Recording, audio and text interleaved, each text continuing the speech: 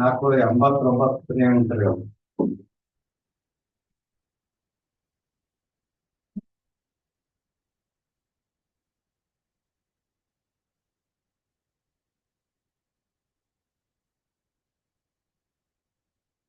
ಹಾ, ವಿದ್ಯಾಸಾಗರದ 489ನೇ ಅಂಕ. ಕೇಳ್ತೈತೆಲ್ಲ ನಾ ಹೇಳು? ಯಾಕಂದ್ರೆ ಸೌಂಡ್ ಕಮ್ಮಿ ಇಲ್ಲ. ಬರ್ರಿ ಬರ್ರಿ, ಇದು ಸಾವಕಾಶ ನಿಧಾನ ಹೇಳ್ರಿ. ಬರ್ರಿ, ಆಯ್ತು, ಅಲ್ಲೇ ಮಾಡಿಬಿಡಿ. ಹೌದು.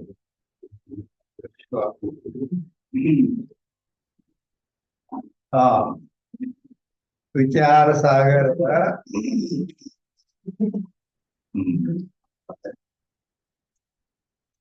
ನೀ ಎಷ್ಟೊತ್ತು ಬಂದ್ರಪ್ಪ? ಅಲ್ಲಿ ಹಿಂದೆ ಯಾರು ಬಂದ್ರ ಕುಂದ್ರ ವಿಚಾರ ಸಾಗರ 7ನೇ ಸ್ತರಂಗದಲ್ಲಿ, ವಿಚಾರ ಸಾಗರದ 7ನೇ ಸ್ತರಂಗದಲ್ಲಿ 489ನೇ ಅಂಕ. 489ನೇ ಅಂಕ. ಆ 489ನೇ ಅಂಕದಿಂದ ಇವತ್ತಿನ ವಿಷಯವು ಪ್ರಾರಂಭವಾಗುತ್ತದೆ. ಇಲ್ಲಿ ತನಕ ಹಿಂದೆ ಏನ್ ಹೇಳ್ಕೊಂಡು ಬಂದ್ರು? ಸಾಮಾನ್ಯವಾಗಿ ಅಷ್ಟಾದಶ ಪ್ರಸ್ಥಾನ, 18 ಪ್ರಸ್ಥಾನಗಳು ಅಂತ ಅವುಗಳಲ್ಲಿ ಅಂದ್ರೆ ಅವು ಯಾವುವು ಅಂತಂದ್ರೆ ಅದನ್ನ ಹೇಳ್ಕೊಂಡು ಬಂದ್ರ. ಅಂದ್ರೆ ಸರ್ವಸಾಧಾರಣ 4 ವೇದಗಳು, 4 ಉಪವೇದಗಳು, 6 ವೇದದ ಅಂಗಗಳು ಮತ್ತು 18 ಪುರಾಣಗಳು, ಇವು ಎಲ್ಲ ಹೇಳ್ಕೊಂಡು ಬಂದಾರಿ. ಅದರ ಮತ್ತೆ ಜೊತೆಗೆ ಮತ್ತೇನು ಹೇಳ್ಯಾರು ಅಂತ ಕೇಳಿದ್ರ, 18 ಪುರಾಣಗಳು ಮತ್ತು ಅವು ಹೇಳಿ ನ್ಯಾಯಶಾಸ್ತ್ರ, ವೈಶೇಷಿಕ ಶಾಸ್ತ್ರಗಳ ಪ್ರಯೋಜನ ಫಲ ಅದನ್ನು ಹೇಳ್ಯಾರ. ಈಗ 489ನೇ ಅಂಕದಿಂದ ಧರ್ಮ ಮೀಮಾಂಸಾ ಅವರು ಬ್ರಹ್ಮ ಮೀಮಾಂಸಾ ಇವುಗಳ ಬಗ್ಗೆ ಹೇಳ್ತಾರೆ. ಧರ್ಮ ಮೀಮಾಂಸಾ, ಬ್ರಹ್ಮ ಮೀಮಾಂಸಾ, ಇವು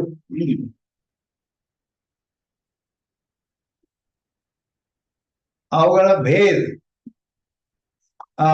धर्म मीमांसा और ब्रह्म मीमांसा भेदते 2 मीमांसा है. ಏನ್ ಹೇಳಿದ್ರು? ಧರ್ಮ ಮೀಮಾಂಸಾ, ಬ್ರಹ್ಮ ಮೀಮಾಂಸಾ ಅಂತ 2 ಪ್ರಕಾರದವು. ಏನ 2 ಪ್ರಕಾರ? ಮೀಮಾಂಸಾ. ಮೀಮಾಂಸಾ ಅಂದ್ರೇನು? ಮೀಮಾಂಸಾ ಅಂದ್ರ ವಿಚಾರ, ಧರ್ಮದ ಬಗ್ಗೆ ವಿಚಾರ ಮಾಡೋದು. ಧರ್ಮ ಅಂದ್ರೆ ಪುಣ್ಯದ ಬಗ್ಗೆ ವಿಚಾರ ಮಾಡೋದು. ಅದ್ರ ಬಗ್ಗೆನೂ ಏನೇನ ಯಾವ್ಯಾವ ಅದನ್ನ ಹೇಳ್ತಾರೆ. ಆಮೇಲೆ ಬ್ರಹ್ಮ ಮೀಮಾಂಸಾ ಅಂದ್ರೆ ಬ್ರಹ್ಮದ ವಿಚಾರ ಮಾಡೋದು. ಅದ್ರ ಬಗ್ಗೆ ಏನೇನ ಹಿಂಗೆಲ್ಲ ಅದನ್ನ ತಿಳಿಸ್ಕೊಡ್ತಾರೆ. ಇವುಗಳ ಫಲ ಅಂದ್ರೆ ಅವುಗಳ ಪ್ರಯೋಜನ ಏನು ಅದನ್ನ ಹೇಳ್ತಾರೆ. ಮೀಮಾಂಸಾಕ್ಕೆ 2 ಭೇದ ಹೈ. ಮೀಮಾಂಸಾದ 2 ಪ್ರಕಾರಗಳು ಮೀಮಾಂಸಾ ಅಂತ ಹೇಳಲ್ಪಡ್ತಾವ. ಅವು ಯಾವುವು ಅಂತ ಕೇಳಿದ್ರೆ, ಏಕ ಧರ್ಮ ಮೀಮಾಂಸಾ और दूसरी ब्रह्म मीमांसा.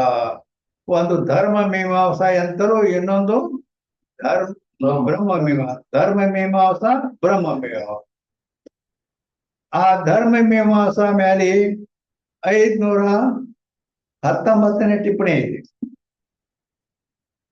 519 ಏನು? ಧರ್ಮ ಮೀಮಾಂಸಾ ಅನ್ನೋದ್ರ ಮೇಲೆ, जिस विषय धर्म की मीमांसा यानी विचार है सो धर्म मीमांसा. ಅಂದ್ರ ಯಾವುದರಲ್ಲಿ ಧರ್ಮದ ವಿಚಾರ ಐತಿ. ಅಂದ್ರ ಧರ್ಮದ ಅಂದ್ರ ಪುಣ್ಯ ತಿಳ್ತಿರ್ಬೇಕು. ಧರ್ಮ ಅಂದ್ರೆ ಪುಣ್ಯ. ಆ ಪುಣ್ಯದ ಕಾರ್ಯಗಳು ಏನೇನದಾವಲ್ಲ ಅವುಗಳ ಬಗ್ಗೆ ವಿಚಾರ ಮಾಡ್ತೈತೆ ಅಲ್ಲಿ. ಅದ ಟಿಪ್ಪಣಿ ಮುಗೀತು. ಏನ ದೂಸರಾ ಬ್ರಹ್ಮ ಮೀಮಾಂಸಾ ಅಂತಾರ.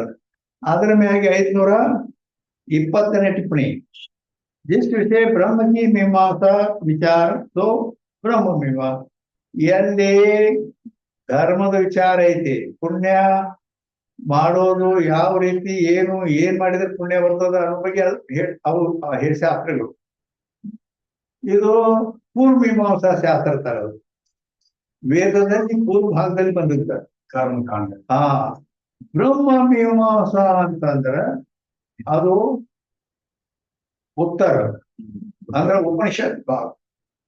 ಈಗ ಅದ್ರಾಗ ಇನ್ನೊಂದು ಅಂದ್ರ ಬ್ರಹ್ಮ ಜ್ಞಾನದ ಬಗ್ಗೆ ಏನ್ ಅದಾವ, ಅವು ಬ್ರಹ್ಮದ ವಿಚಾರ ಅದನ್ನ ಹೇಳಿದ್ದಾರೆ ಬ್ರಹ್ಮ ಮೀಮಾಂಸೆಯಲ್ಲಿ. ಮೀಮಾಂಸಾ ಅಂದ್ರೆ ವಿಚಾರ. ಧರ್ಮ ಮೀಮಾಂಸಾಕ್ಕೂ ಪೂರ್ವ ಮೀಮಾಂಸಾಕೈ. ಧರ್ಮ ಮೀಮಾಂಸಾ ಎದಕ್ಕಂತಾರು ಅಂತ ಕೇಳಿದ್ರ ಪೂರ್ವ ಮೀಮಾಂಸಾ.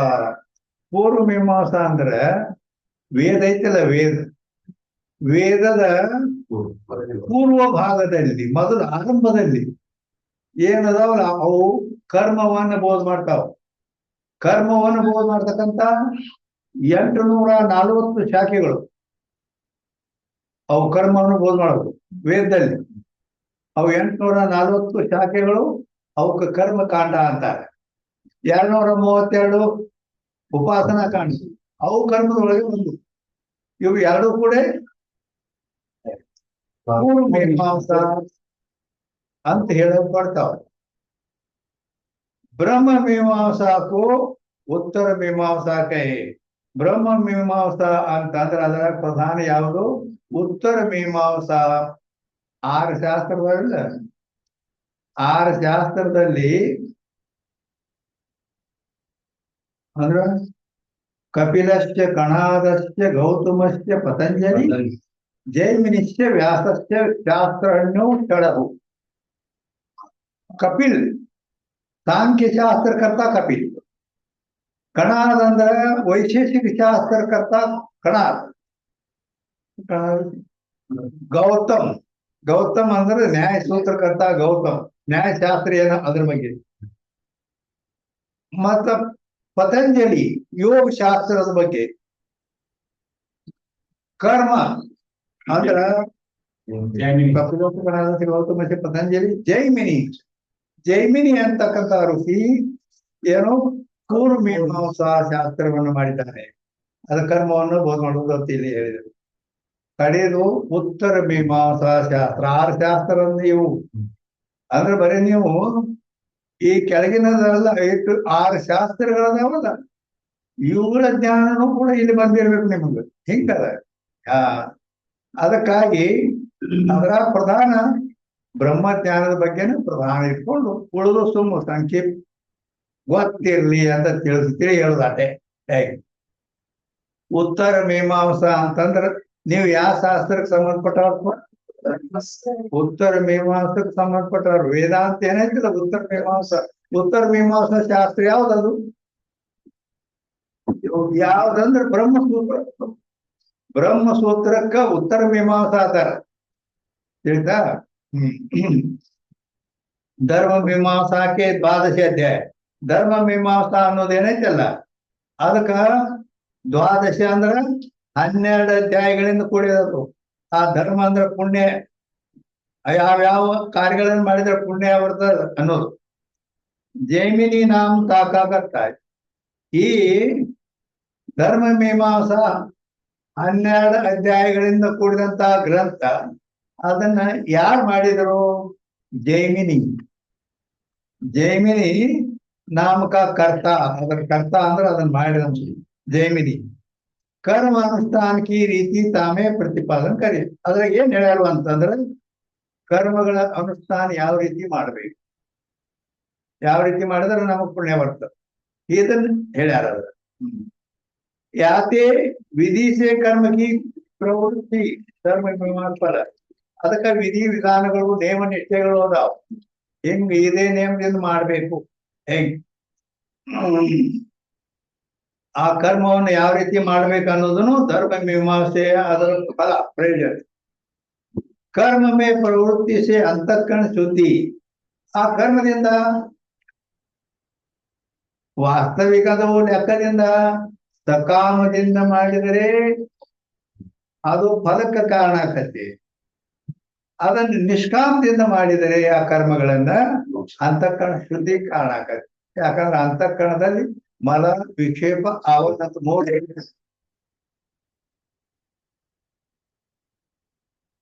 ಅಂದ್ರ ಅಂತಃಕರಣ ಶುದ್ಧಿ ಆದರನ ಜ್ಞಾನಕತೆ. ಹೊಲ್ದಾಗ ಕರಿಕಿ ಕಣಿಗೆಲ್ಲ ಹತ್ತೀವಿ ಇದಾಗೈತಿ ಅಂತಂದ್ರ ಬೆಳೆ ಬರುದಿಲ್ಲ ಅಲ್ಲಿ. ಸರ್ ಊಷರ ಜೋಳ ಭೂಮಿ ಆಗಿದ್ದ ಬರಂಗಿಲ್ಲ. ಆ ರೀತಿ ಅಲ್ಲಿ ಅಂತಃಕರಣದಲ್ಲಿ ಇವು ಮಲದೋಷ ವಿಕ್ಷೇಪ ದೋಷಗಳನ್ನಂತೂ ತಾ ಸ್ವಂತ ಕಳ್ಕೊಳಕ್ ಬರ್ತದೆ. ನಿಷ್ಕಾಮ ಕರ್ಮದಿಂದ ಮಲದೋಷ ನಿವೃತ್ತಿ, ಉಪಾಸನಾ ರೂಪ ಧ್ಯಾನದಿಂದ ಚಂಚಲತಾ ವಿಕ್ಷೇಪ ನಿವೃತ್ತಿ. ಈ ರೀತಿ ಮಲ ವಿಕ್ಷೇಪ ದೋಷಗಳ ನಿವೃತ್ತಿ ಮಾಡೋ ಸಲುವಾಗಿ ಈ ಕರ್ಮ ಏನೈತಿ ನಿಷ್ಕಾಮದಿಂದ ಮಾಡಿದರೆ ಅಂತಃಕರಣ ಶುದ್ಧಿ ದ್ವಾರ ಸತ್ವಾತ್ ಸಂಜಾಯತೆ ಜ್ಞಾನ ಅಂತ ಗೀತೆಯಲ್ಲಿ ಹೇಳ್ತಿರ್ತಾರ. ಅಲ್ಲಿ ಜ್ಞಾನ ಆಕೈತಿ. ಅದಕ್ಕೆ ಅಲ್ಲಿ ಅಂತಃಕರಣ ಶುದ್ಧಿಗೆ ಈ ಕರ್ಮಗಳು ಉಪಯೋಗ ಅದಾವು ಅಂತ ಹೇಳ್ತಾರೆ. ತಾಸಿ ಜ್ಞಾನ ಅವರು ಜ್ಞಾನ ಸೇ ಮೋಕ್ಷ. ಆ ಅಂತಃಕರಣ ಶುದ್ಧ ಆಯ್ತು. ಅಂತಃಕರಣ ಶುದ್ಧ ಆದ್ಮೇಲೆ ಜ್ಞಾನ ಆಗ್ತದ. ಜ್ಞಾನ ಆದ್ಮೇಲೆ ಮೋಕ್ಷ ಆಗ್ತದೆ. ಇಸ್ ರೀತಿ ಸೇ ಧರ್ಮ ಮೀಮಾಂಸಾ ಕಾ ಮೋಕ್ಷ ಫಲ. ಈ ಕರ್ಮಕಾಂಡ ಏನೈತಲ್ಲ ಧರ್ಮ ಮೀಮಾಂಸಾ ಅನ್ನೋದು ಅದು ಕೂಡ ಪರಂಪರಾದಿಂದ. ಅದಕ್ಕ ಸಾಕ್ಷಾತ್ ಸಾಧನ ಪರಂಪರಾ ಸಾಧನಗಳು ಅಂತ ಅದ. ಇದು ಇದೆಲ್ಲ ಶಾಸ್ತ್ರ ಅಭ್ಯಾಸ ವಿವೇಕ ವೈರಾಗ್ಯ ಇವುಗಳನ್ನು ಕುರಿತು ಈ ಶಾಸ್ತ್ರ ಶ್ರವಣ ಏನೈತಲ್ಲ ಇದು ಸಾಕ್ಷಾತ್ ಸಾಧನ ಆಗದೆ. ಜ್ಞಾನಕ್ಕ ಸಾಧನ ಇವು. ಜ್ಞಾನದ ಸಾಧನೆಗಳನ್ನ ನಾವು ಅನುಷ್ಠಾನ ಮಾಡಿದ್ರೆ ಶಾಸ್ತ್ರ ಶ್ರವಣ ಮನನ ನಿಧಿಧ್ಯಾಸನಗಳನ್ನು ಮಾಡಿದ್ರೆ ಜ್ಞಾನ ಆಗ್ತದೆ. ಇದು ಸಾಕ್ಷಾತ್ ಸಾಧನಗಳಿವೆ. ಆದ್ರೆ ಈ ಕರ್ಮಗಳೇನದಾವಲ್ಲ ಇವು ಮೋಕ್ಷ ಸಾಧನ ಅದಾವ. ಅಂದ್ರೆ ಯಾಕೆ ಸಾಧನ ಅದಾವ ಅಂತ ಹೇಳಿದ್ರೆ ಅದು ಪರಂಪರಾ ಸಾಧನ ಅದಾವ. ಪರಂಪರಾ ಅಂದ್ರ ಅಪನೇ ಸಂಬಂಧಿಕ ಸಂಬಂಧ ಪರಂಪರಾ ಸಂಬಂಧ. ಪರಂಪರಾ ಸಂಬಂಧತೆ ಎದಕ್ಕೆ ಅನ್ಬೇಕು ಅಂತ ಕೇಳಿದ್ರೆ ಅಪನೇ ಸಂಬಂಧಿಕ ಸಂಬಂಧ ಪರಂಪರಾ ಸಂಬಂಧ ಅಂದ್ರ ತನಗೆ ಸಂಬಂಧವಾದದ್ದು ಮತ್ತೊಂದು ಸಂಬಂಧ. ಎರಡು ಸಂಬಂಧ ಓದೈತೆ ಅಲ್ಲಿ. ಅಪನೇ ಸಂಬಂಧಿಕ ಸಂಬಂಧ ಅಂದ್ರ ಇಲ್ಲಿ ಕರ್ಮ ಏನ್ ಮಾಡ್ತಾವು ಅಂತಃಕರಣ ಶುದ್ಧಿಗೆ ಸಂಬಂಧ ಆಗಿ ಅಂದ್ರೇನು ಅಲ್ಲಿ ಅಂತಃಕರಣ ಶುದ್ಧಿ ಮಾಡ್ತಾವ. ಇದು ಒಂದ್ ಸಂಬಂಧ. ಕರ್ಮದ್ದು ಅಂತಃಕರಣಕ್ಕೆ ಪ್ರಯೋಜನ. ಆ ಅಂತಃಕರಣ ಸಂಬಂಧ ಆದದ್ದು ಜ್ಞಾನಕ್ಕೆ. ಹಿಂಗ ಯಾರು ತಗೋತದೆ ಹಿಂಗಾದ ಪರಂಪರಾ ಸಂಬಂಧ ಸಾಧನಗಳಿವು. ಈ ಶ್ರವಣಾದಿಗಳು ಸಾಕ್ಷಾತ್ ಸಾಧನ ಜ್ಞಾನಕ್ಕೆ. ಯಾಕಂದ್ರೆ ನಿಜಗೊಂಡ್ರು ಜ್ಞಾನದ 3ನೇ ಪದ್ಯದಲ್ಲಿ ಹೇಳ್ಯಾರ ಶ್ರವಣಾದಿಗಳೇ ಬೀಜ ಆತ್ಮಹಂಕೃತಿಗಳ ವಿವರಣವನ್ನು ರೂಪ ಮರಳಿ ಸಂಸ್ಕೃತಿಯ ನಿಮ ಸಾಕ್ಷಿತ್ವವೇ ಕಾರ್ಯವೆಂದು ಬಲ್ಲವರು ಅಂತ ಈ ರೀತಿ 3ನೇ ಪದ್ಯದಲ್ಲಿ ಜ್ಞಾನ ವೈರಾಗ್ಯ ಉಪರತಿಗಳಿಗೆ ಕಾರಣ ಅಲ್ಲಿ ಹೇಳ್ಯಾರ. ಆದ್ದರಿಂದ ಈ ಶ್ರವಣಾದಿಗಳು ಜ್ಞಾನಕ್ಕೆ ಸಾಕ್ಷಾತ್ ಸಾಧನದವು. ಈ ಕರ್ಮಗಳು ಅಂತಃಕರಣ ಶುದ್ಧಿ ದ್ವಾರ ಇಲ್ಲಿ ಜ್ಞಾನ ಕಾರಣ. ಇದು ಸಾಕ್ಷಾತ್ साधना वो परंपरा साधन है। धर्म मीमांसा के 12 अध्याय में आपस में अर्थ का भेद है तो कठिन है। ಅದರಲ್ಲಿ ಏನ್ ಹೇಳಲ್ಲ ಕರ್ಮದ ಬಗ್ಗೆ ಅವು ಕೆಲವೊಂದು ಕಠಿಣ ಅದಾವ. ಅವ್ನು ಹೇಳುವ ಮತ್ತು ಅವ್ರು ನಮಗ ಅಷ್ಟೊಂದು ಪ್ರಯೋಜನ ಇಲ್ಲ. ಯಾತೆ ಲಿಖಾನೆ ಆದ್ರಿಂದ ಇಲ್ಲಿ ಜ್ಞಾನವೇ ಪ್ರಧಾನ ಇಟ್ಕೊಂಡು ನಡೆದದ ಈ ಗ್ರಂಥ. ಆದ್ದರಿಂದ ಅವ್ಕೊಂಡು ಹೇಳಿಲ್ಲ. ಸಂಕರ್ಷಣ ಕಾಂಡ. ಸಂಕರ್ಷಣ ಕಾಂಡ ಅಂದ್ರೇನು? ಉಪಾಸನ. ಉಪಾಸನ ಕರ್ಮ, ಇದು ಉಪಾಸನ. ಕರ್ಮದಿಂದ ಅಂತಃಕರಣ ಶುದ್ಧಿ, ಉಪಾಸನೆಯಿಂದ ಅದು ಮದದೋಷ ನಿವೃತ್ತಿ, ಇದು ವಿಕ್ಷೇಪ ದೋಷ. ಹೆಂಗ ಉಪಾಸನ ಅಂದ್ರೆ ಧ್ಯಾನಾದಿಗಳನ್ನು ಮಾಡುವುದು. ಸಂಕರ್ಷಣ ಕಾಂಡ ಅಂತಾರೆ ಅದಕ್ಕೆ. ಪಂಚಮ ಅಧ್ಯಾಯ ರೂಪ ಜೈಮಿನಿನೇ ಕಿಯ 5 ಅಧ್ಯಾಯಗಳಿಂದ ಕೂಡಿದ ಈ ಗ್ರಂಥವನ್ನು ಜೈಮಿನಿ ಮಾಡಿದ್ದಾರೆ. ತಾಕೆ ವಿಷಯ ಉಪಾಸನಾ ಕೈ, ಅದರಲ್ಲಿ ಉಪಾಸನಾ ಅಂದ್ರೆ ಧ್ಯಾನ ಮಾಡಬೇಕು. ಧ್ಯಾನದಲ್ಲಿಯೂ ಕೂಡ ಪ್ರತೀಕ ಧ್ಯಾನ, ದೇಹಾನುಸಾರ ಧ್ಯಾನ ಮತ್ತು ಅಹಂಗ್ರಹ ಧ್ಯಾನ, ಹೀಗೆ ಬೇರೆ ಬೇರೆ ಅದಾವ. ಪ್ರತೀಕ ಧ್ಯಾನ ಅಂದ್ರ ಕೈಯಾಗ ಈಗ ಲಿಂಗಪ್ಪನ ಇಟ್ಕೊಂಡ ದೇಹ ವಸ್ತು, ಅದೇನದು ಯಾವ್ದಾರ್ದ ಅಂದ್ರ ಕಲ್ಲಿಂದ ಐತಿ ಕಲ್ಲ, ಅವ ಮಾಡ್ತಾನು ಪರಮಾತ್ಮ. ಇದ್ದದ್ದೊಂದು ವಸ್ತು ಬೇರೆ, ಅವ ಭಾವನಾ ಮಾಡೋದು ಪರಮಾತ್ಮನ. ಈ ರೀತಿ ಇದಕ್ಕೆ ಪ್ರತೀಕ ಧ್ಯಾನ ಅಂತ. ಧ್ಯೇಯಾನುಸಾರ ಧ್ಯಾನ ಅಂದ್ರ ಈಗ ಫೋಟೋ ಇಟ್ಕೊಂಡು, ಈಗ ಶಿವನ ಫೋಟೋ ಇಟ್ಕೊಂಡು ಗಂಗಾಧರ, ಜಟಾಧಾರಿ, ಚಂದ್ರಶೇಖರ್, ಸರ್ಪಭೂಷಣ್ ಇವೆಲ್ಲ ಏನದವರು ಆ ಶಿವನ ರೂಪ. ಅದು ಹೇಗೈತಿ ಶಿವನ ರೂಪ, ಅದೇ ರೀತಿ ನಾವು ಇಲ್ಲಿ ಧ್ಯಾನ ಮಾಡುವುದು. ಇದಕ್ಕೆ ಧ್ಯೇಯಾನುಸಾರ ಧ್ಯಾನ ಅಂತಾರೆ. ಅದು ಪ್ರತಿ ಇದ್ದದೊಂದು ಭಾವನಾ ಮಾಡುವುದು. ಕಲ್ಲೈತಿ, ಅದರಲ್ಲಿ ಶಿವ ಪರಮಾತ್ಮನ ಇದು ಮಾಡ್ತಾರೆ ಧ್ಯಾನ.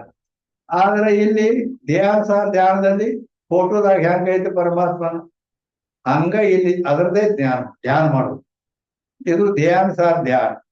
ಅಹಂಗ್ರಹ ಧ್ಯಾನ ಅಂದ್ರೆ ಆ ಪರಮಾತ್ಮನೇ ನಾನಿದ್ದೇನೆ ಅಂತ ಈ ರೀತಿ ಮಾಡುದು. ಅದು ಉಪಾಸನಾ ರೂಪ ಧ್ಯಾನ. ಇದು ಈ ರೀತಿ ಧ್ಯಾನ ಅನೇಕ ಪ್ರಕಾರ ಇದೆ.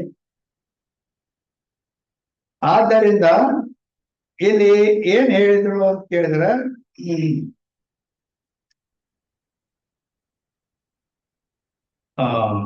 पंचमाध्याय रूप जैमिनी किया है ताके विषय उपासना के, ಅದರಲ್ಲಿ ಉಪಾಸನಾ ಹೇಳ್ಯಾರ ಅಂದ್ರೆ ಧ್ಯಾನ ಹೇಳ್ಯಾರ. ताका भी मीमांसा के विषय अंतर्भूत है, ಅದರದು ಕೂಡ ಮೀಮಾಂಸಾ ಅಂದ್ರೆ ಕರ್ಮಕಾಂಡದಲ್ಲಿನ ಯಾಕ ಉಪಾಸನಾ ಅದು ಮಾನಸಿಕ ಕ್ರಿಯಾ. ಇವು ಕರ್ಮ ದೇಹೇಂದ್ರಿಯಗಳಿಂದ ಆಗ್ತಕ್ಕಂಥ ಕರ್ಮ. ಕಾಯ ವಾಚ ಮನಸ್ಸಿನಿಂದ ಕ್ರಿಯೆಗಳಾಗ್ತವೆ. ಪುಣ್ಯನೂ ಹಾಕವು, ಪಾಪನೂ ಹಾಕವು. 3 ಕಾಯ ಅಂದ್ರೆ ದೇಹ, ಕಾಯ ಮತ್ತು ಇಂದ್ರಿಯ, ವಾಗಿಂದ್ರಿಯ ವಾಚ, ಬಾಯಿಯಿಂದ ವಾಣಿ ಹೆಂಗ್ ಪ್ರಯೋಗ ಮಾಡ್ತೀವಿ. ಈಗ ಸಾಮಾನ್ಯ ಈಗ ದೇವರ ಪೂಜಾ ಮಾಡೋದು, ಆ ದೇವ್ರಿಗೆ ಹೋಗೋದು, ಅಲ್ಲಿ ಎಲ್ಲ ಹೋಗಿ ಬೆಳ್ಕೊಳ್ಳೋದು ಎಲ್ಲ ಇವು ದೇಹದಿಂದ ಹಾಕಾವ. ಆದ್ರೆ ಇದು ಮಾನಸಿಕ ಕ್ರಿಯಾ. ಅದು ಮಾನಸಿಕ ಕ್ರಿಯಾ, ಅದು ಮನಸ್ಸಿನಿಂದ ಧ್ಯಾನ ಮಾಡೋದು ಈ ರೀತಿ. ಅದಕ್ಕಾಗಿ ಅಲ್ಲಿ ಅದು ಮಾಡೋದು ಅಂದ್ರೆ ಮತ್ ಕರ್ಮದೊಳಗೆ ಬರ್ತಾರೆ. ಏನು ಪೂಜಾ ಮಾಡು, ಧ್ಯಾನ ಮಾಡು, ಮಾಡಂದ್ರೆ ಮತ್ತೆ ಬರ್ತಾರ, ಅದ್ರ ಕ್ರಿಯಾನ ಬರ್ತ ಅಂತ. ಅದ ಕರ್ಮದಾಗ ಬರ್ತೈತಿ. ಇದು ಉಪಾಸನಾನು ಕೂಡ. ಆದ್ದರಿಂದ ಏನ್ ಹೇಳ್ತಾರೆ ಇಲ್ಲಿ, ತಾಕಾವಿ ಧರ್ಮಶಾಸ್ತ್ರಕ್ಕೆ ವಿಷಯ ಅಂತರ್ಭೂತ, ಅದೇನು ಕರ್ಮಕಾಂಡದಲ್ಲೇ ಇದು ಅಂತರ್ಭೂತ ಐತಿ ಅಂತ ಹೇಳಿದ್ರೆ. ಅದ್ರ ಕರ್ಮ ತ್ರಿಕರಣಗಳಿಂದ ದೇಹ, ಇಂದ್ರಿಯ, ಮನಸ್ಸಿನಿಂದ, ಕಾಯ ವಾಚ ಮನಸ್ಸಿನಿಂದ ಆಕೈತಿ. ಕೇವಲ ಮನಸ್ಸಿನಿಂದ ಧ್ಯಾನ ಇದು ನಡೀತೈತಿ. ಕರ್ಮದ ಅಂತರ್ಭೂತವೇ ಇದ್ರೊಳಗೆ ಇರ್ತೈತಿ. ಅಂದ್ರೆ ಕರ್ಮಕಾಂಡದಲ್ಲಿ ಇವು ಬರ್ತೈತಿ. ಬ್ರಹ್ಮ ಮೀಮಾಂಸಾಕ್ಕೆ 4 ಅಧ್ಯಾಯ. ಬ್ರಹ್ಮ ಮೀಮಾಂಸಾ ಏನೈತಿ? 4 ಅಧ್ಯಾಯ. ತಾಕಾ ಕರ್ತ ವ್ಯಾಸ, ಅದನ್ನ ಯಾರು ಮಾಡ್ಯಾರ? ವ್ಯಾಸರು. ಏಕೇಕ ಅಧ್ಯಾಯಕ್ಕೆ 4 ಪಾದ. ಆ ವ್ಯಾಸ ರಚಿತವಾದ ಬ್ರಹ್ಮ ಮೀಮಾಂಸಾ ಏನಂತಾರೆ? ಉತ್ತರ ಮೀಮಾಂಸಾ ಅಥವಾ ಬ್ರಹ್ಮಸೂತ್ರ ಅದಕ್ಕ ಹೇಳ್ತಾರೆ ಅಲ್ಲ, ಉತ್ತರ ಮೀಮಾಂಸಾ ಅಂದ್ರು ಅದ, ಬ್ರಹ್ಮ ಮೀಮಾಂಸಾ ಅಂದ್ರು ಅದ, ಬ್ರಹ್ಮಸೂತ್ರ ಅಂದ್ರು ಅದ. ಅದರಲ್ಲಿ ಏನೇನಂತ ಹೇಳ್ತಾರೆ ಅಂದ್ರ, ಅದು 4 ಅಧ್ಯಾಯ, ಒಂದೊಂದು ಅಧ್ಯಾಯದಲ್ಲಿ 4 ಪಾದ ಅದಾವು. प्रथम अध्याय में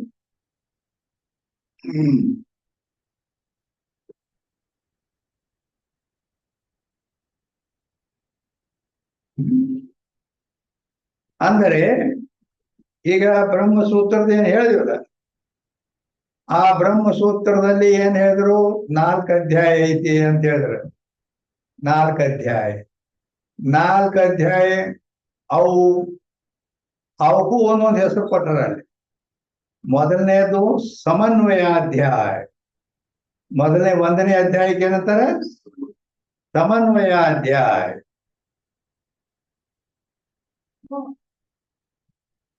ಒಂದನೇ ಅಧ್ಯಾಯ ಸಮನ್ವಯ ಅಧ್ಯಾಯ, ಎರಡನೇ ಅಧ್ಯಾಯ ಅವಿರೋಧ ಅಧ್ಯಾಯ. ಸಮನ್ವಯ ಅಧ್ಯಾಯ ಒಂದನೇದು, ಎರಡನೇದು ಅವಿರೋಧ ಅಧ್ಯಾಯ. ಬರಿ ಮುಂದಕ್ಕೆ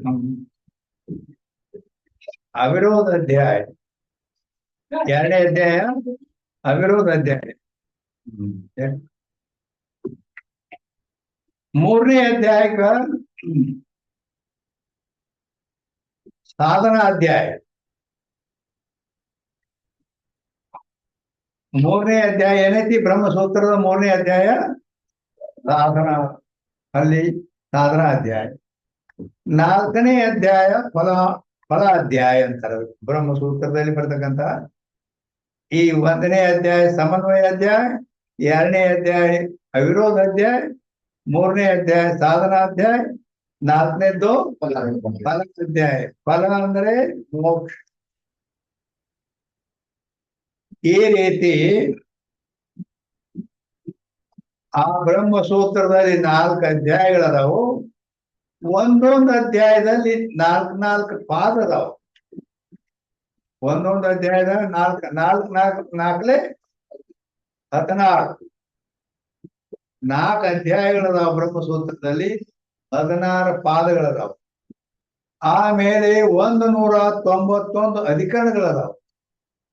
ಆಮೇಲೆ 555 ಸೂತ್ರಗಳದಾವು. ಬ್ರಹ್ಮಸೂತ್ರದಲ್ಲಿ ಏನ್ ಹೇಳಿದ, 4 ಅಧ್ಯಾಯ ಇದಾವು. ಒಂದೊಂದು ಅಧ್ಯಾಯದಾಗ 4 ಪಾದ ಅದಾವು. 4 16 ಪಾದಗಳ, 4 ಅಧ್ಯಾಯ 16 ಪಾದ. 191 ಅಧಿಕರಣ ಬರ್ತಾವ. ಅವು ಅಧಿಕರಣ ಅದಾವ 191 ಆ ಗ್ರಂಥದಲ್ಲಿ. 555 ಸೂತ್ರಗಳದಾವ. ಸೂತ್ರ ಅಂತ ಎದಕ್ಕಂತಾರೆ ಅಂತ ಕೇಳಿದ್ರೆ, ಅಲ್ಪಾಕ್ಷರಮ ಸಂದಿಗ್ಧಂ ಸಾರವದ್ ವಿಶ್ವತೋ ಮುಖಂ ಅಸ್ತೋ ಭವನ ಮಧ್ಯಂಚ ಸೂತ್ರವಿದೋ ವಿದುಹು. ಸೂತ್ರ ಅಂತ ಎದಕ್ಕನ್ಬೇಕಂದ್ರ, ಅಲ್ಪಾಕ್ಷರ, ಅಕ್ಷರ ಸ್ವಲ್ಪ ಇರ್ತಾವ. ಅಥಾತೋ ಬ್ರಹ್ಮ ಜಿಜ್ಞಾಸ ಒಂದು ಸೂತ್ರ ಇದು ಮುಗಿದ ಇಟ್ಟ. ಜನ್ಮಾದ್ಯಸ್ಯ ಯತಃ ಇಟ್ಟ ಇದು. ಅದನ್ನ ಅರ್ಥ ಮಾಡ್ಲಕ್ ಹೋದ್ರ ಅದು ಚಂತಾನ ಹೇಳಿದ್ರು ಮುಗಿಯಂಗಿಲ್ಲ. ಅಂದ್ರೆ ಅಷ್ಟು ಅರ್ಥ ಇರ್ತೈತೆ ಅದು. ಹಿಂಗ ಅವು ಸೂತ್ರಗಳದಾವ, 555 ಸೂತ್ರಗಳದಾವ. ಆದ್ದರಿಂದ ಈ ರೀತಿ ಬ್ರಹ್ಮ ಮೀಮಾಂಸಾ ರೂಪ ಶಾರೀರಿಕ ಶಾಸ್ತ್ರ, ಅದಕ್ಕ ಬ್ರಹ್ಮಸೂತ್ರ ಅಂತಾರೆ. ಉತ್ತರ ಮೀಮಾಂಸಾ ಶಾಸ್ತ್ರ ಅಂದ್ರು ಒಂದ, ಬ್ರಹ್ಮಸೂತ್ರನೇ ಉತ್ತರ ಮೀಮಾಂಸಾ ಶಾಸ್ತ್ರ ಅಂದ್ರ. ಮತ್ತು ಬ್ರಹ್ಮ ಮೀಮಾಂಸಾ ಅಂದ್ರೂ ಅದೇ. ಅಲ್ಲದೆ ಶಾರೀರಿಕ ಶಾಸ್ತ್ರ ಅಂದ್ರು ಅದ. ಹೇಗೆ ಸರ್ವಶಾಸ್ತ್ರನೇ ಪ್ರಧಾನ. ಇದೇನೈತಲ್ಲ ಬ್ರಹ್ಮಸೂತ್ರ ಅನ್ನೋದು, ಎಷ್ಟು ಶಾಸ್ತ್ರಗಳದಾವ, ವೇದ ಉಪನಿಷತ್ ಹಿಡ್ಕೊಂಡು ಎಲ್ಲ, ಅವುಗಳಲ್ಲಿ ಪ್ರಧಾನ ಐತೆ. ಅದ ಆತ್ಮನ ಬಗ್ಗೆ ಮೇಲ್ಮಟ್ಟದ ಇದು ವಿಚಾರಗಳು ಬರ್ತಾವ. ಆದ್ದರಿಂದ ಉದಾಹರಣೆ ಮುಮುಕ್ಷುಕು ಏಯಿ ಉಪಾದೇಯ. ಮುಮುಕ್ಷು ಆದವ ಏನ್ ಮಾಡ್ಬೇಕಂದ್ರೆ ಏಯಿ ಉಪಾದೇಯ. ಉಪಾದೇಯ ಅಂದ್ರೆ ಗ್ರಹಣ ಮಾಡ್ಲಿಕ್ಕೆ ಯೋಗ್ಯ. ಉಪಾದೇಯ ಅಂದ್ರೆ ಏನು? ಗ್ರಹಣ ಮಾಡ್ಲಿಕ್ಕೆ ಯೋಗ್ಯ.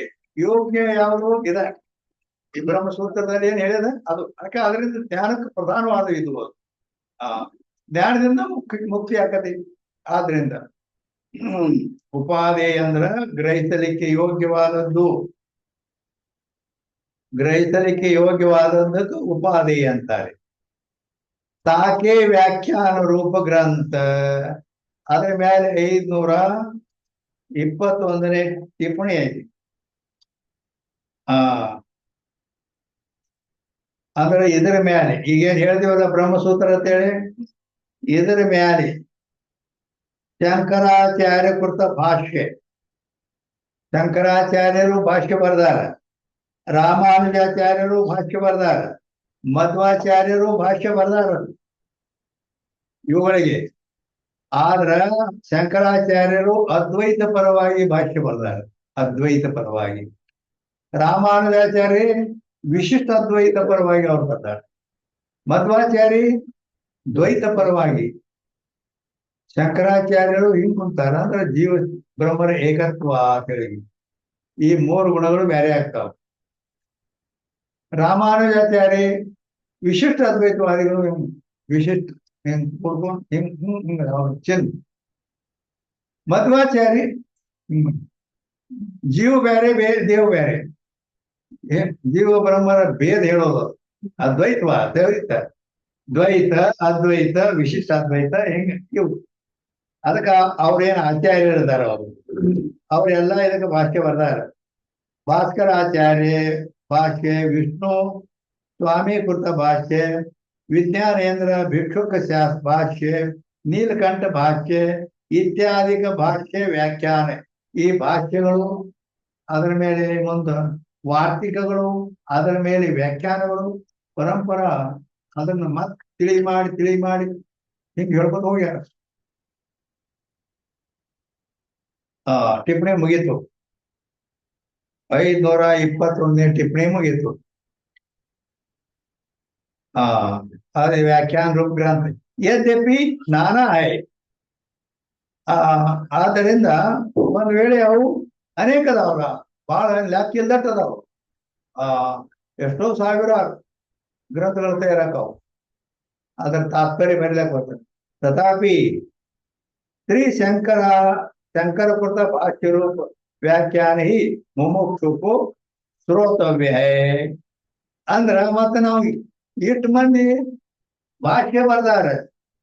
ಅಲ್ಲಿ ಮಧ್ವಾಚಾರ್ಯ ಭಾಷೆ ಬರ್ದಾರ, ರಾಮಾನುಜಾಚಾರ್ಯ ಭಾಷೆ ಬರ್ದಾರ, ಶಂಕರಾಚಾರ್ಯ ಭಾಷೆ ಬರ್ದಾರ. ಈಗ ಎಷ್ಟೋ ನೀಲಕಂಠ ಅವ್ರು ಇವ್ರು ಎಷ್ಟು ಬಹಳ ಮಂದಿ ಬರ್ದಾರ. ಮತ್ ನಾವ್ ಯಾವ್ದು ಹಿಡಿಯಕ್ಕದ್ರ?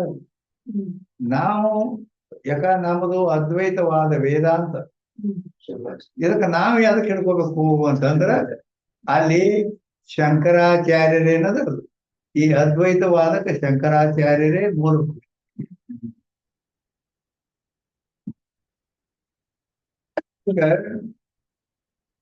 ಸದಾಶಿವ ಸಮಾರಂಭಾಂ ಶಂಕರಾಚಾರ್ಯ ಮಧ್ಯಮ ಅಸ್ಮದಾಚಾರ್ಯ ಪರ್ಯಂತಂ ಒಂದೇ ಗುರು ಪರಂಪರಾ ಅಂತ ನಮಸ್ಕಾರ ಮಾಡುವಾಗ ಅಲ್ಲಿ ಶಿವನು ದಕ್ಷಿಣಾಮೂರ್ತಿಯಿಂದ ಅಲ್ಲಿ ಬೋಧ ಮಾಡ್ಯಾರ. ಆದ್ದರಿಂದ ಆ ದಕ್ಷಿಣಾಮೂರ್ತಿ ಶಿವನ ಅವತಾರವೇ ದಕ್ಷಿಣಾಮೂರ್ತಿ. ಅಲ್ಲಿ ಅವ ಮೊದಲು ನಮಗೆ ಸದಾಶಿವ ಸಮಾರಂಭ ಶಂಕರಾಚಾರ್ಯ ಮಧ್ಯಮ. ಅವ್ರ ನಂತರ ಶಿವನ ನಂತರ ಶಂಕರಾಚಾರ್ಯ. ಯಾಕಂದ್ರ ಶಂಕರಂ ಶಂಕರಾಚಾರ್ಯಂ ಕೇಶವಂ ಬಾದರಾಯಣ ಮಂತ್ರವಾಗ ಶಂಕರಂ ಶಂಕರಾಚಾರ್ಯ. ಶಂಕರನೇ ಅವತರಿಸಿದನಿಗೆ ಶಂಕರಾಚಾರ್ಯಾಗಿ ಬಂದನು. ಶಂಕರನ ಅವತಾರವೇ ಶಂಕರಾಚಾರ್ಯ. ಆದ್ದರಿಂದ ಆ ಶಂಕರ ಕೃತ ಭಾಷ್ಯವೇ ನಮಗ್ ಮಾರ್ಗದರ್ಶಕ. ಹಿಂಗ ನಾವು ಕಾಶಿಯಲ್ಲಿ ವೇದಾಂತ ಮಾಡ್ಬೇಕಾದ್ರ ಯಾವ ವೇದಾಂತ ಮಾಡೋದು ಅಂದ್ರ ಅಲ್ಲಿ ಶಂಕರ ವೇದಾಂತವೇ ತಗೋದು. ಬೇರೆ ಬೇರೆ ಮತ್ತ ಅವು ಹೇಳಿನಲ್ಲ ಮಧ್ವಾಚಾರ್ಯ, ರಾಮಾನುಜಾಚಾರ್ಯ ಇವರು ಈ ರೀತಿ ಅದಿರ್ತ ಅವ್ರವ್ರ ಅದಾರ ಲೋಕದಲ್ಲಿ ಅಲ್ಲ. ಅವ್ರ ಆ ಕಡೆ ಹೋಗ್ತಾರ. ಯಾಕ ಅಧಿಕಾರಿಗಳು ಬೇರೆ ಬೇರೆ ಅದ ಆ ರೀತಿ. ಅದಕ್ಕೆ ಶಂಕರಾಚಾರ್ಯರ ಈ ಭಾಷ್ಯ ಸೂತ್ರದ ಮೇಲೆ ಭಾಷ್ಯ. ಅದಕ್ಕ ಶ್ರೀ ಶಂಕರ ಕೃತ ಭಾಷ್ಯ ರೂಪ ವ್ಯಾಖ್ಯಾನ ಹಿ ಮುಮುಕ್ಷುಕು ಸುರತ. ಶಂಕರಾಚಾರ್ಯನ್ ಭಾಷ್ಯ ಬರ್ದಾರ ಅಂದ್ರ ಪ್ರಸ್ಥಾನತ್ರಯಗಳ ಮೇಲೆ ಭಾಷ್ಯ ಬರ್ದಾರ. ಪ್ರಸ್ಥಾನತ್ರಯ ಅಂದ್ರ ಶ್ರುತಿ ಪ್ರಸ್ಥಾನ, ಉಪನಿಷತ್ತುಗಳು. ಉಪನಿಷತ್ತುಗಳಿಗೆ ಸ್ಮೃತಿ ಪ್ರಸ್ಥಾನ ಅಂತಾರೆ ಮತ್ತು ಭಗವದ್ಗೀತೆಗೆ ಸ್ಮೃತಿ ಪ್ರಸ್ಥಾನ ಅಂತಾರೆ. ಬ್ರಹ್ಮಸೂತ್ರಕ್ಕೆ ನ್ಯಾಯ ಪ್ರಸ್ಥಾನ ಅಂತಾರೆ. ಈ ರೀತಿ ಪ್ರಸ್ಥಾನತ್ರಯಗಳಿವೆ. ಈ ಅದ್ವೈತ ಬೋಧ ಮಾಡುವಲ್ಲಿ ಇವು 3 ಪ್ರಧಾನ ಶಾಸ್ತ್ರಗಳು ಇವೆ, ಪ್ರಮಾಣಗಳಿವೆ. ಆದ್ದರಿಂದ ಅದಕ್ಕೆ 3 ಪುರುಷ ಶಂಕರಾಚಾರ್ಯನ ಮಾರ್ಗದರ್ಶನ ಮಾಡ್ಯಾರ. ಅದನ್ನೇ ಹಿಡಿದು ನಾವೆಲ್ಲ ಹೋಗ್ತೇವೆ. ಅದಕ್ಕೆ ಶಂಕರಾಚಾर्य भाष्य 522 टिप्पणी। यहाँ भाष्य शब्द करी श्री शंकराचार्य शिष्य प्रशिष्यन के किए भाष्यार्थ के व्याख्यानों का भी ग्रहण है। वे भाष्य के व्याख्यान अनेक है, जिनके नाम मात्र कीर्तन हमने पंचदशीगत तृप्ति दीप के 102 के श्लोक में टिप्पण विषय लिखा है। अंದ್ರ ಇಲ್ಲಿ ಪಂಡಿತ್ ಪೀತಾಂಬರ್ಜಿ ಅವರು ಈ ಟಿಪ್ಪಣಿ ಬರ್ದಾರ, ನಿಶ್ಚಲ ದಾಸರು ಈ ಗ್ರಂಥ ಬರ್ದಾರ. ಅದರ ಮೇಲೆ ಎಲ್ಲೆಲ್ಲಿ ವಿಶೇಷತಾ ಏನೇನೈತಿ ಅದನ್ನು ತಿಳಿಸ್ಕೊಡೋ ಸಲುವಾಗಿ ಟಿಪ್ಪಣಿ ಮಾಡ್ಯಾರ.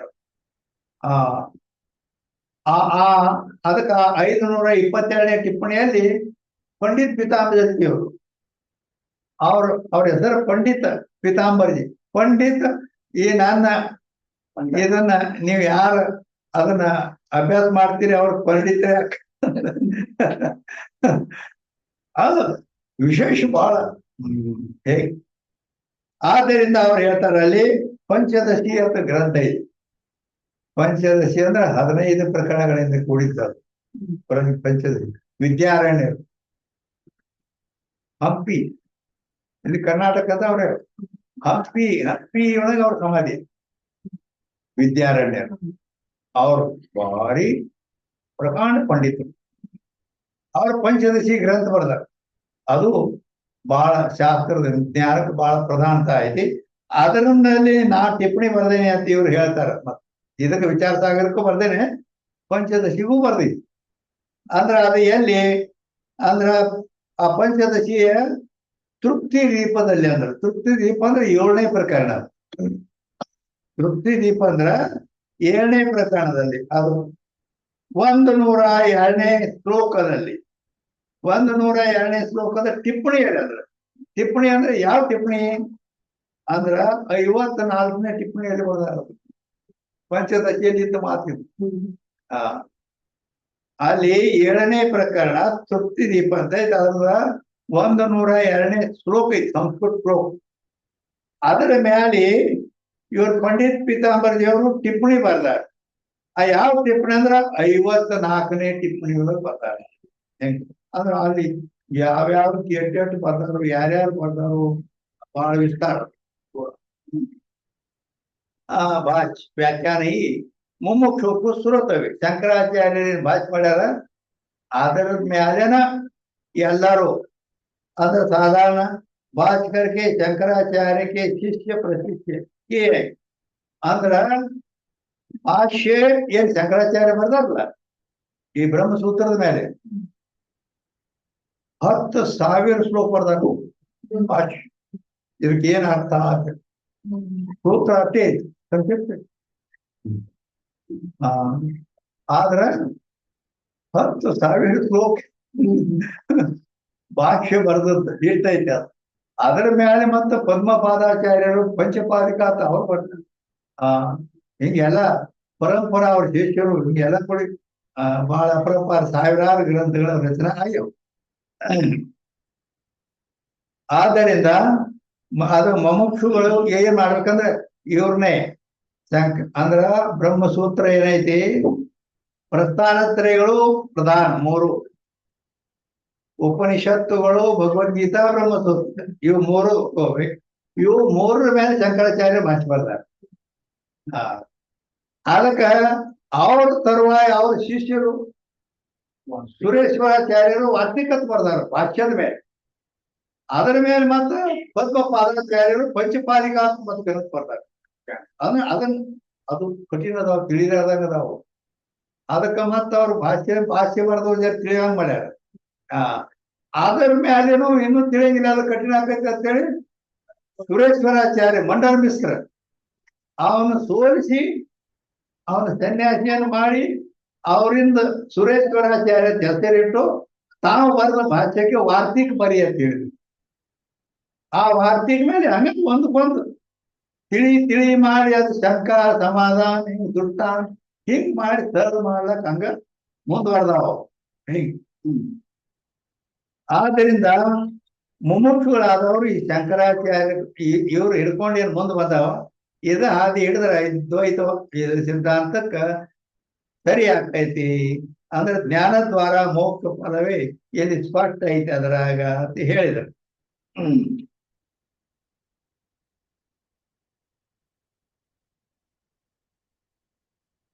ಅಂದ್ರೆ ಇಲ್ಲಿ ಇನ್ನ 490ನೇ ಅಂಕ 490ನೇ ಅಂಕ 490ನೇ ಅಂಕದಲ್ಲಿ ಸ್ಮೃತಿ ಆದಿಕ ग्रंथन के कर्ता और प्रयोजन. ಇಲ್ಲಿ ತನ ಎಲ್ಲಾ ಗ್ರಂಥಗಳು ಏನ್ ಹೇಳ್ಕೊತ ಬಂದ್ರು. ಇನ್ನ ಸ್ಮೃತಿ ಅಂದ್ರೆ ಏನು? ಏನಮ್ಮ? ಉದ್ಬೋಧ ಸಂಸ್ಕಾರ ಜನ್ಯ ಮಾತ್ರ ಜ್ಞಾನ ಸ್ಮೃತಿ. ಅದು ನೀ ಅದರ ಲಕ್ಷಣ ಹೇಳಿದೆ. ಉದ್ಭೂತ ಸಂಸ್ಕಾರ ಮಾತ್ರ ಜನ್ಯ ಜ್ಞಾನಂ ಸ್ಮೃತಿ. ಇದು ಸ್ಮೃತಿ. ಅದು ಸ್ಮೃತಿ ಅಂತ ಎದಕ್ಕಂತಾರೆ? ಸ್ಮೃತಿ ಅಂದ್ರೆ ನಮ್ಮ ಕನ್ನಡ ಭಾಷೆಯಲ್ಲಿ ನೆನಪಾಗುವುದು, ಅದರದ ಲಕ್ಷಣ ಇದು. ಈ ಸ್ಮೃತಿ ಬೇರೆ. ಇಲ್ಲೇನ್ ಬಂದದ?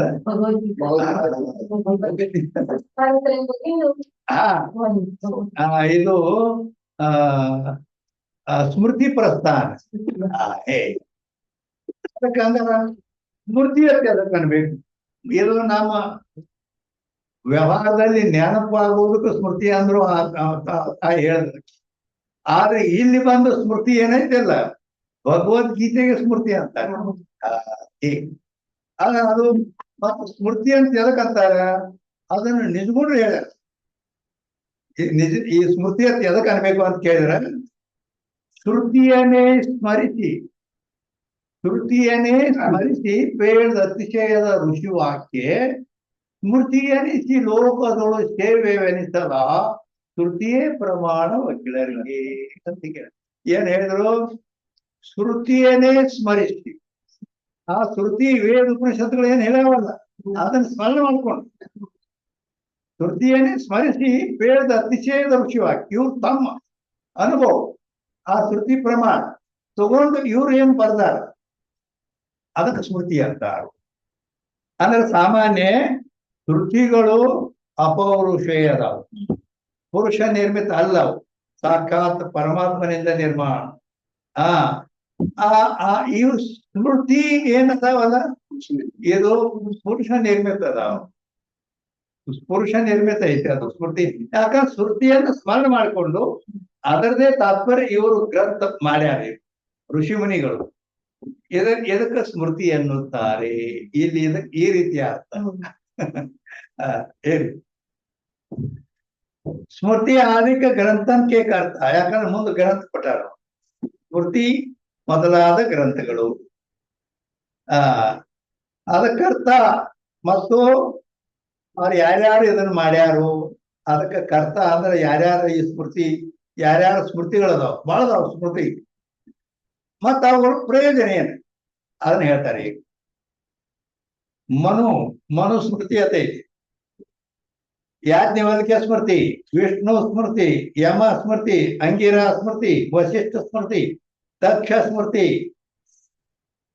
ಸಂವರ್ತ ಸ್ಮೃತಿ, ಶತಾತಪ ಸ್ಮೃತಿ, ಪರಾಶರ ಸ್ಮೃತಿ, ಗೌತಮ ಸ್ಮೃತಿ, ಶಂಖ ಸ್ಮೃತಿ, ಲಿಖಿತ ಸ್ಮೃತಿ, ಹಾರಿತ ಸ್ಮೃತಿ, ಆಪಸ್ತಂಭ ಸ್ಮೃತಿ, ಶುಕ್ರ ಸ್ಮೃತಿ ಸ್ಮೃತಿ, ಬೃಹಸ್ಪತಿ ಸ್ಮೃತಿ, ವ್ಯಾಸ ಸ್ಮೃತಿ, ಕಾತ್ಯಾಯನ ಸ್ಮೃತಿ, ದೇವಲ ಸ್ಮೃತಿ, ನಾರದ ಸ್ಮೃತಿ ಇತ್ಯಾದಿಕ ಸರ್ವಜ್ಞ ಹುವೆ.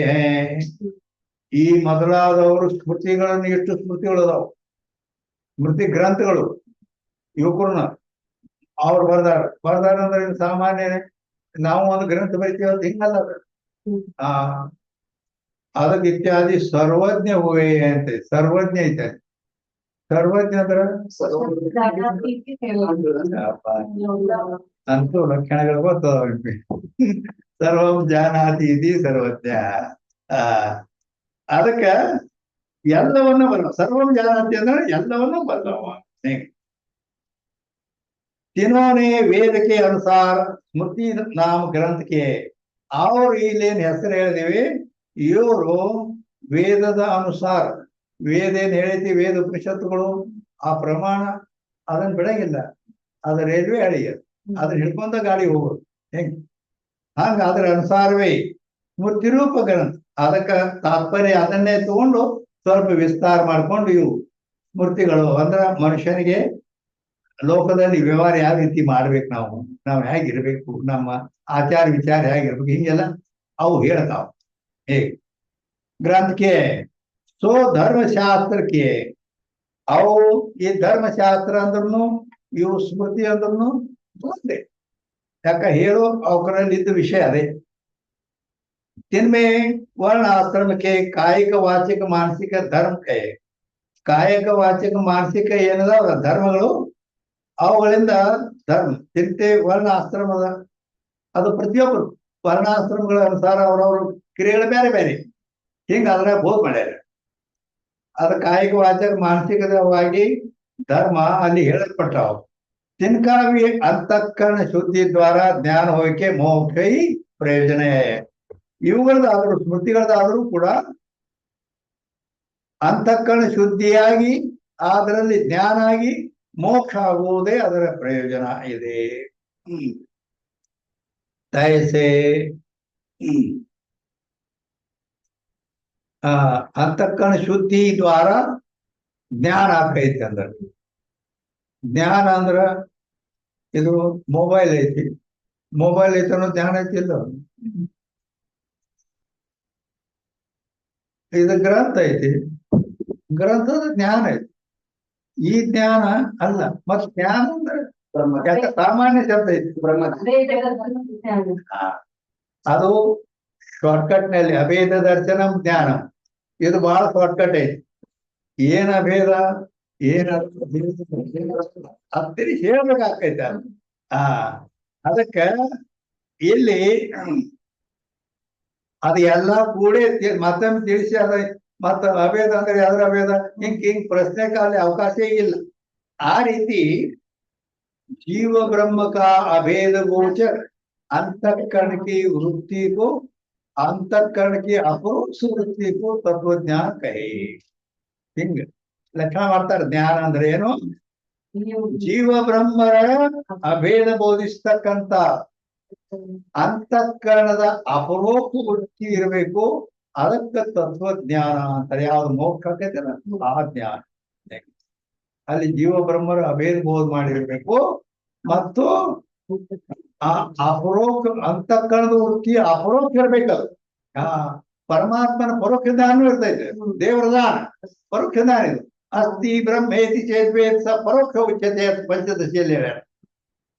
ಅಸ್ಥಿ ಬ್ರಹ್ಮ ಐತಿ ದೇವರ ದಾನ, ಇದು ಪರೋಕ್ಷ ಜ್ಞಾನ. ಎಲ್ಲಿ ಅದಾನ ಹೆಂಗ ಅದಾನ ಅದು ಗೊತ್ತಿಲ್ಲ. ಅದ ಯಾರು ಅಂದ್ರ ಅದ ನಾನೇ ಎಂದೇನಿ ಬ್ರಹ್ಮ ಅಂತಂದ್ರ ಅಪರೋಕ್ಷ ಜ್ಞಾನ. ಈ ರೀತಿ ಅದು ಅಪರೋಕ್ಷ ಇರಬೇಕು. ಅದಕ್ಕೆ ತತ್ವಜ್ಞಾನ ಅಂತ ಅಂತಾರೆ. ಹೇಗೆ व्यास ने महाभारत और वाल्मीकि ने रामायण किया, जिनका भी धर्मशास्त्र के अंतर्भूत है. व्यासರು ಮಹಾಭಾರತ ಬರ್ದಾರ. ವ್ಯಾಸರು ಮಹಾಭಾರತ 1,00,000 ಶ್ಲೋಕರು. ಮಹಾಭಾರತ 1,00,000 ಶ್ಲೋಕ. 1,00,000 ಶ್ಲೋಕದಿಂದ ಮಹಾಭಾರತ ಬಹಳ ದೊಡ್ಡದು. ಆಯ್ತ ವಾಲ್ಮೀಕಿ ಅವ್ರ ರಾಮಾಯಣ ಬರ್ದ. ಅದಕ್ಕ ರಾಮಾಯಣಕ್ಕೆ ತಿನ್ಕಾವಿ ಧರ್ಮಶಾಸ್ತ್ರ ಅಂತ. ಈ ಈ ರಾಮಾಯಣ ಮಹಾಭಾರತ ಇವ್ರದ್ದು ಏನ್ ಪ್ರಯೋಜನ ಅಂತ ಕೇಳಿದರೆ ಅಲ್ಲಿ ಧರ್ಮಶಾಸ್ತ್ರದ ಅಂತರ್ಗತ ಅದರಲ್ಲಿನೂ ಧರ್ಮದ ಬಗ್ಗೆನೇ ಹೇಳ. ನಮ್ಮ ಆಚಾರ ವಿಚಾರ ಯಾವ ರೀತಿ ಇರಬೇಕು, ನಮಗೆ ಪುಣ್ಯ ಯಾವ ರೀತಿ ಬರ್ತದ ಅನ್ನೋದಕ್ಕ ಅಲ್ಲಿ ಮಾರ್ಗದರ್ಶನ ಮಾಡ್ಯಾರ. देवता आराध्य के निमित्त जो मंत्र शास्त्र है ताका भी धर्मशास्त्र में ಅಂತ. ಈಗ ಕೆಲವೊಂದು ಮಂತ್ರಗಳು ಬರ್ತಾವ. ಈ ಮಂತ್ರ ಶಾಸ್ತ್ರಗಳು ಅವ್ರದ್ದು ಏನ್ ಪ್ರಯೋಜನ ಅಂದ್ರೆ ಅವು ಕೂಡ ಧರ್ಮಶಾಸ್ತ್ರದ ಅಂತರ್ಭೂತೇ ಇದಾವ. ಅವಕ್ಕೂ ಧರ್ಮಶಾಸ್ತ್ರದ ಒಳಗೆ ನಾವು ಬರ್ತಾವ. ಯಾಕ ಅವುಗಳಿಂದ ಪುಣ್ಯನ ಆಕತಿ. ದೇವರ ಅಲ್ಲಿ ಏನೋ ಮಂತ್ರಶಾಸ್ತ್ರ. ಈಗ ಮಂತ್ರ ಏನೈತಲ್ಲ, ವಕ್ರತುಂಡ ಮಹಾಕಾಯ ಸೂರ್ಯಕೋಟಿ ಸಮಪ್ರಭ ನಿರ್ವಿಘ್ನಂ ಕುರು ಮೇ ದೇವ ಸರ್ವ ಕಾರ್ಯೇಷು ಸರ್ವದಾ ಗಜಾನನಂ ಭೂತಗಣಾದಿ ಸೇವಿತಂ ಕಪಿತ್ತ ಜಂಬು ಫಲಸಾರವಕ್ಯತಂ ಉಮಾಸುತಂ ಶೋಕ ವಿನಾಶ ಕಾರಣಂ ನಮಾಮಿ ವಿಘ್ನೇಶ್ವರ. ಮತ್ತೆ ಪುಣ್ಯ ಬರ್ತದೆ ಇದು. ಅಂದ್ರ ಈ ರೀತಿ ಇವು ಮಂತ್ರ ಏನ್ ಮಾಡ್ತಾವ, ಈ ಆ ದೇವರ ಹೆಸರು ತಗೊಂಡು ಹಿಂಗ್ ಹೇಳಿದ್ದು ಪುಣ್ಯ. ಶಿವ ಮಹಾದೇವ ಶಂಕರ ಶಿವ ಪಾರ್ವತಿ ದವ ನಂದಿ ವಾಹನ ದೇವೇಶ ಶಾನುಲಕ್ಯವ ಸವಣ ತಪದಾಂ ಭೋಜ ನಲ್ಚಾಪ ನಿರ್ಮಲ ನಿರಾಂತಕ ನೀಲಕಂಠ ಭುವನೇಶ ವಿಜಯ. ಹಿಂಗೆ ಶಿವನ ಬಗ್ಗೆ ಮತ್ತೆ ಪುಣ್ಯನ ಬರು. ಅಯ್ಯೋ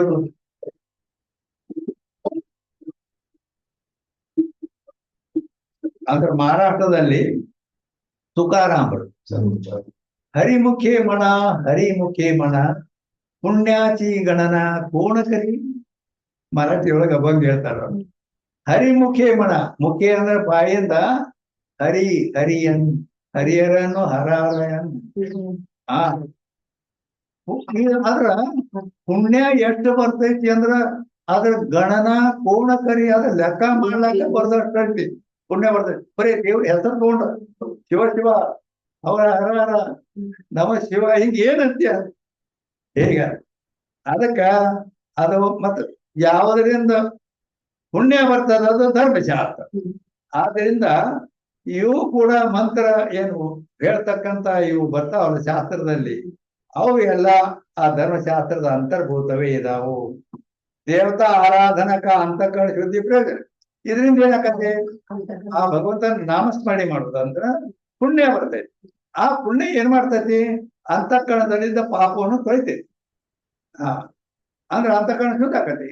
ಹೇಗೆ ಬರೀ ಅದಕ್ಕೇನು ದೊಡ್ಡ ಖರ್ಚೆ ಇಲ್ಲ, ಏನಿಲ್ಲ, ದೇವರು ನಾಮಸ್ಮರಣೆ ಮಾಡುವ ಇಟ್ಟೆ ಆ ಅಂತಃಕರಣ ಶುದ್ಧಿ ಪ್ರಯೋಜನ ಇದೆ. तैसे सांख्य शास्त्र योग शास्त्र वैष्णव तंत्र शैव तंत्र धर्म शास्त्र के अंतर्भूत है. सांख्य शास्त्र ಏನೈತಿ ಅದು ಯೋಗ ಶಾಸ್ತ್ರ, ವೈಷ್ಣವ ತಂತ್ರ, ಶೈವ ತಂತ್ರ ಆದಿ ಇವೆಲ್ಲ ಧರ್ಮಶಾಸ್ತ್ರದ ಅಂತರ್ಭೂತನ ಬರ್ತಾವ. ಇವುಗಳಿಂದನೂ ಕೂಡ ಪುಣ್ಯನ ಬರ್ತೈತೆ. ಕಾಯತೆ ಇನ್ವೇ ಬಿ ಮಾನಸ ಧರ್ಮಕ ನಿರೂಪಣೆ. ಇವೆಲ್ಲ ಎರಡು ಹಾದಿ. ದೇಹ ಇಂದ್ರಿಯಾದಿಗಳಿಂದ ಮಾಡೋದು ಕರ್ಮ, ಅದರಿಂದನೂ ಪುಣ್ಯ ಬರ್ತೈತಿ. ಮನಸ್ಸಿನಿಂದ ಮಾಡುವ ಕ್ರಿಯಾ ಏನು ಧ್ಯಾನಾದಿಗಳು, ಅದರಿಂದನೂ ಪುಣ್ಯ ಬರ್ತೈತಿ. ದೇವ್ರ ಧ್ಯಾನ ಮಾಡುವ ಈ ರೀತಿ ಅಂದ್ರ ಧರ್ಮಶಾಸ್ತ್ರದೊಳಗನ ಬರ್ತಾವ ಇವೆಲ್ಲ. ಹೇಗೆ ಆ ಮಾನಸ ಧರ್ಮಕ ನಿರೂಪಣೆ ಅನ್ನುವಲ್ಲಿ 523ನೇ ಟಿಪ್ಪಣಿ ಐತಿ. 523ನೇ ಟಿಪ್ಪಣಿ ಐತಿ. ಮಾನಸ ಧರ್ಮ ಅಂದ್ರ ಉಪಾಸನಾ ರೂಪ ಧರ್ಮ. ಉಪಾಸನಾ ಉಪವಾಸ ಇರೋದಲ್ಲ. ಮತ್ತೆ ಆ ದೇವ್ರ ಹೆಸರು ಉಪವಾಸ ಇರ್ತಾರ. ಇವತ್ತು ಮಂಗಳವಾರ ದೇವಿ ವಾರ ಐತಿ, ಉಪವಾಸ ಇರ್ತೇನ ಅಂತೇಳಿ. ಸೋಮವಾರ ಶಿವನ ವಾರ ಐತಿ. ಹೀಗ ಉಪವಾಸ ಇರೋದಲ್ಲ, ಮನಸ್ಸನ್ನು ಉಪವಾಸ ಇರ್ತದೆ. ಹೊಟ್ಟಿ ಉಪವಾಸ ಇರ್ತದಲ್ಲ, ತಿನ್ಬೇಕಾದಷ್ಟು ಕರೆ. ಉಪವಾಸ ಏನಿರ್ಬೇಕು, ಮನಸ್ಸು ಉಪವಾಸ ಇರ್ಬೇಕು. ಹೇಗೆ ಅದಕ್ಕ ಇವೆಲ್ಲ ಮಾನಸ ಧರ್ಮ. ನಿರೂಪಣೆ ಇವುಗಳಲ್ಲಿ ಎಲ್ಲ ಅದನ್ನ ಮನಸ್ಸಿನಿಂದ ಆಗ್ತಕ್ಕಂಥ ಈ ಕ್ರಿಯೆಗಳನ್ನು ಹೇಳಿದ್ರಿಂದ ಅದು ಮಾನಸ ಧರ್ಮ, ಅದು ಧರ್ಮಶಾಸ್ತ್ರದ ಅಂತರ್ಭೂತವೇ ಅಂತ ಹೇಳಿದರು. ಈಗ 491ನೇ ಅಂಕ ಸಾಂಖ್ಯಶಾಸ್ತ್ರ ಕಾಪಲ್. 6 ಶಾಸ್ತ್ರಗಳಲ್ಲಿ ಸಾಂಖ್ಯಶಾಸ್ತ್ರ. ಆ ಸಾಂಖ್ಯಶಾಸ್ತ್ರ ಏನು, ಅದರ ಪ್ರಯೋಜನ ಏನು, ಅದರ ಫಲ ಅಂದ್ರೇನು, ಪ್ರಯೋಜನ ಏನು, ಅದನ್ನ ಹೇಳ್ತಾರೆ. ಅಂದ್ರ ಇವು ಶುಭ ಸಂತತಿಯ 3 ಮಂದಿ ಮಕ್ಕಳು, ತತ್ವದೃಷ್ಟಿ, ಅದೃಷ್ಟಿ, ತರ್ಕ ದೃಷ್ಟಿ. ಆ ತತ್ವದೃಷ್ಟಿ 4ನೇ ಸ್ತರಾಂಗದಿಂದ ಜ್ಞಾನ ಆಯ್ತು. ಅವ ಮುಗಿತಾವ. 5ನೇ ಸ್ತರಾಂಗ ಅದೃಷ್ಟಿದು, ಅವಂಗ ಜ್ಞಾನ ಆಯ್ತು. ಅವ ಅವ ಅವ ಅವ ಜ್ಞಾನ ಮಾಡ್ಕೊಂಡನು. ಇವ್ ಅಂದ್ರ ಶ್ರವಣಾದಿಗಳಿಂದ, ಗುರುಮುಖದಿಂದ ಶ್ರವಣ ಮಾಡಿ ಮಹಾವಾಕ್ಯದಿಂದ ಜ್ಞಾನ ಆಯ್ತು. ಈ ಅದೃಷ್ಟಿ ಅವಾಗ ಆಗ್ಲಿಲ್ಲ, ಅವಾಗ ಉಪಾಸನಾ ದ್ವಾರ ಅವಾಗ ಜ್ಞಾನ ಆಯ್ತು. ಮಧ್ಯಮ ಅಧಿಕಾರಿ. ಈಗ ನಡೆದದ್ದು ಕನಿಷ್ಠ ಅಧಿಕಾರಿ, ತರ್ಕ ದೃಷ್ಟಿ. ಅವನ ಹೆಸರ ತರ್ಕ, ಬರೀ ತರ್ಕ ಮಾಡ್ಕೋತ ಹೋಗ್ತಾನ. ಅವ ಹೇಳಕತ್ತಾನ ಇದನ್ನೆಲ್ಲ. ಎಷ್ಟು ಶಾಸ್ತ್ರಗಳದಾವು, ಅವು ಎಲ್ಲ ಏನೇನು ಪ್ರಯೋಜನ ಅವು ಕೊಡುದು ಅಂತ ಅವ ವಿಚಾರ ಮಾಡಿದೆಲ್ಲ. ಸಾಂಖ್ಯಶಾಸ್ತ್ರ ಷಟ್ ಅಂದ್ರ ಅವ ಇದು ಮಾಡ್ಯಾನಂದ್ರ ಇಲ್ಲಿ ಗ್ರಂಥಕರ್ತರ ಇಲ್ಲಿ ಹೇಳ್ಯಾರ. ಯಾಕಂದ್ರ ಅದು ನಿಮಗ್ ಗೊತ್ತಾಗಲ್ಲ. ಇವೆಲ್ಲ ಶಾಸ್ತ್ರಗಳು ಬೇರೆ ಅನೇಕ ಧರ್ಮಶಾಸ್ತ್ರ ಇವೆಲ್ಲ ಏನಂತೆ ವೇದ ಉಪನಿಷತ್ 18 ಪ್ರಸ್ಥಾನ ತರ 18 ಪ್ರಸ್ಥಾನಗಳು ಎಲ್ಲ ಅದರಲ್ಲಿ ಇವು ಬರ್ತಕ್ಕಂಥವು. ಈಗ ಸಾಂಖ್ಯಶಾಸ್ತ್ರ ಅದೇನು ಅದ್ರ ಬಗ್ಗೆ ಗೊತ್ತಿಲ್ಲ ನಿಮ್ಗೆ. ಅದಕ್ಕೆ ಅದನ್ನು ಅಂದ್ರೆ ನನಗೆ ಇದು ಗೊತ್ತಿಲ್ಲ ಅನ್ಬಾರ್ದು. ಅಂದ್ರೆ ಎಲ್ಲಾ ತರ ಜ್ಞಾನ ಮಾಡಿ ಬಿಡೋದು ಅಂತ ಹೆಂಗದ. ಸಾಂಖ್ಯಶಾಸ್ತ್ರ ಷಟ್ ಅಧ್ಯಾಯ ರೂಪ ಕಪಿಲ್ ನೇ ಕಿಯಾ ಹೈ. ಸಾಂಖ್ಯಶಾಸ್ತ್ರವು ಷಟ್ ಅಧ್ಯಾಯ ಅಂದ್ರ 6 ಅಧ್ಯಾಯಗಳಿಂದ ಕೂಡಿದೆ. ಸಾಂಖ್ಯಶಾಸ್ತ್ರ ಎಷ್ಟು ಅಧ್ಯಾಯ ಇದೆ? 6 ಅಧ್ಯಾಯ ಇದೆ. ಅದನ್ನ ಯಾರು ಮಾಡ್ಯಾರು? ಕಪಿಲ್ ಮಾಡ್ಯಾರ. ಕಪಿಲ್ ಅಂದ್ರೆ ಯಾರು? ಅಂದರೆ ಕರ್ದಮ ದೇವಹೂತಿ ಅಂತಕ್ಕಂಥ ತಂದೆ ತಾಯಿಗಳಿಂದ, ಕರ್ದಮ ತಂದೆ, ದೇವಹೂತಿ ಅನ್ನುವ ತಾಯಿ, ಇವರಿಬ್ಬರಿಂದ ಪರಮಾತ್ಮನ ಅವತಾರೇ ಕಪಿಲ. ಕರ್ದಮ ದೇವಹೂತಿಯ ಪುತ್ರ ಕಪಿಲ್. ಅವನು ಅದರಲ್ಲಿ ಸಾಂಖ್ಯಶಾಸ್ತ್ರದಲ್ಲಿ ಏನ್ ಮಾಡ್ಯಾನಂದ್ರೆ ಅದು ತನ್ನ ತಾಯಿಗೆ ಉಪದೇಶ ಮಾಡ್ಯಾನ. ಯಾಕೆ ನೀವು ಅದಕ್ಕೆ ಹೆಂಡತಿಗೆ ಉಪದೇಶ ಮಾಡ್ಯಾನ ನಿಜಗೊಂಡ್ರು. ಅದು ವೇದದ ಶುಕ್ಲ ಯಜುರ್ವೇದದ ಬೃಹದಾರಣ್ಯ ಉಪನಿಷತ್ತಿನ 6ನೇ ಅಧ್ಯಾಯದಲ್ಲಿ ಅಲ್ಲಿ ಬರ್ತೈತೆ. ಅಂದ್ರೆ 4ನೇ ಅಧ್ಯಾಯ. ಅದು ಯಾಜ್ಞವಲ್ಕ್ಯ ಮೈತ್ರ ಸಂಬಂಧ ಅಲ್ಲಿ ಆ ಶುಕ್ಲ ಯಜುರ್ವೇದ ಬೃಹದಾರಣ್ಯ ಉಪನಿಷತ್ತಿನಲ್ಲಿ ಬಂದದ್ದನ್ನು ನಿಜಗೊಂಡ್ರು ಪರಮಾನುಭವದಲ್ಲಿ ತಗೊಂಡಾರ. ಮೂಲ ಅದು ಅಲ್ಲಿ ಉಪನಿಷತ್ತಿನಲ್ಲಿ ಇದ್ದಿದ್ದಾರೆ. ಈ ರೀತಿ ಅಲ್ಲಿ ಯಾಜ್ಞವಲ್ಕ್ಯರು ಮೈತ್ರಾಗ ಉಪದೇಶ ಮಾಡ್ಯಾರ. ಇಲ್ಲಿ ಕಪಿಲ ತನ್ನ ತಾಯಿಗೆ ಉಪದೇಶ ಮಾಡ್ಯಾರ.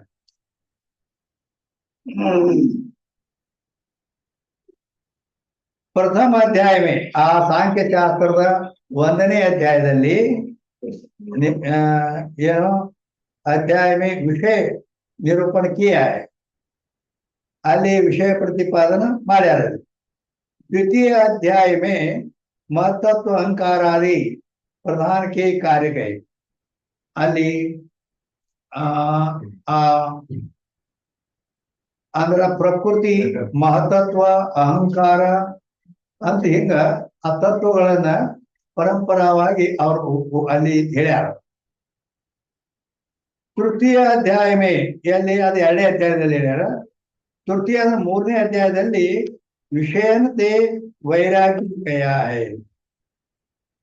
ಆ 3ನೇ ಸಾಂಖ್ಯಶಾಸ್ತ್ರದ 3ನೇ ಅಧ್ಯಾಯದಲ್ಲಿ ವಿಷಯ ಏನದಾವಲ್ಲ, ವಿಷಯ ಅಂದ್ರೆ ಪಂಚ ವಿಷಯಗಳಲ್ಲಿ ಇರೋದ್ಕಿಂತ ಬೇರೆ ಇರ್ಬೇಕು. ಇರ್ಲಿ. ಶರೀರ ಇಂದ್ರಿಯ ಭಿನ್ನತ್ವೇ ಸತಿ ಭೋಗ ಉಪಯೋಗ ವಿಷಯ. ಈ ಶರೀರ ಇಂದ್ರಿಯಗಳು ಇವುಗಳಿಗಿಂತ ಶರೀರ ಇಂದ್ರಿಯ ಭಿನ್ನತ್ವ ಇವುಗಳಿಗಿಂತ ಬೇರೆ ಇರ್ಬೇಕು. ಶರೀರದಿಂದಲೂ ಇಂದ್ರಿಯಗಳಿಗಿಂತ ಬೇರೆ ಇರಬೇಕು. ಭೋಗ ಅಂದ್ರೆ ಏನು? ಸುಖ ದುಃಖ ಸಾಕ್ಷಾತ್ಕಾರ.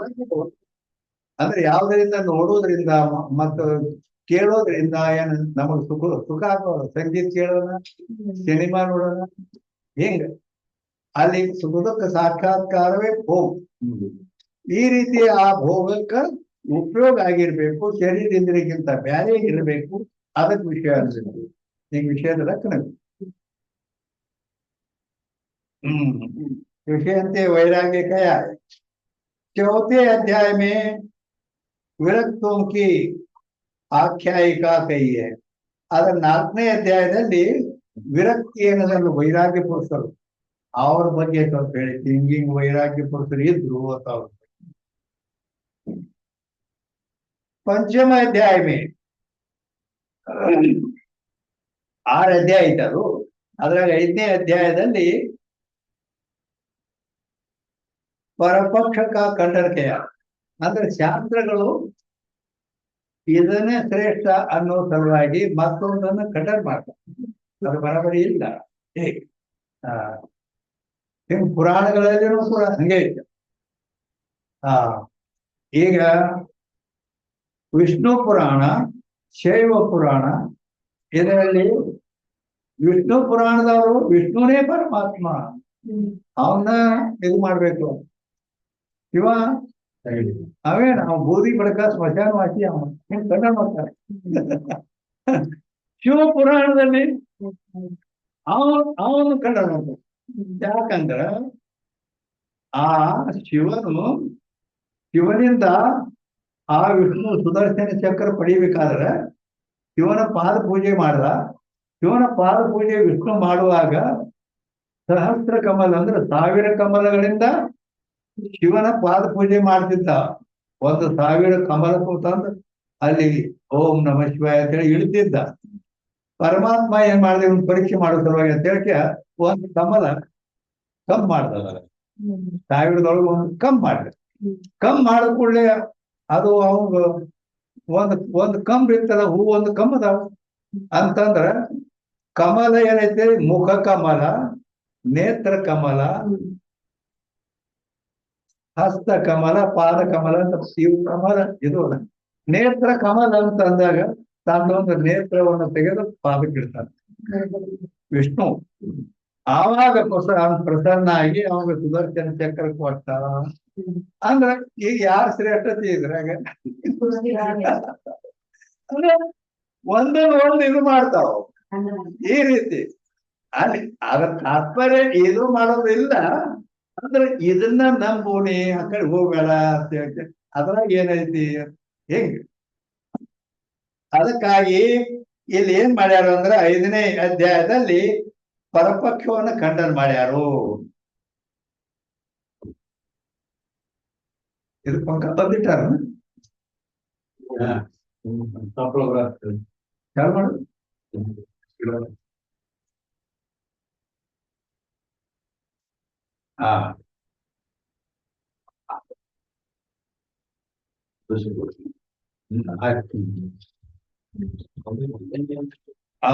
ಏನಾದ್ರು ಅಲ್ಲಿ ಖಂಡನೆ ಮಾಡ್ಯಾರ.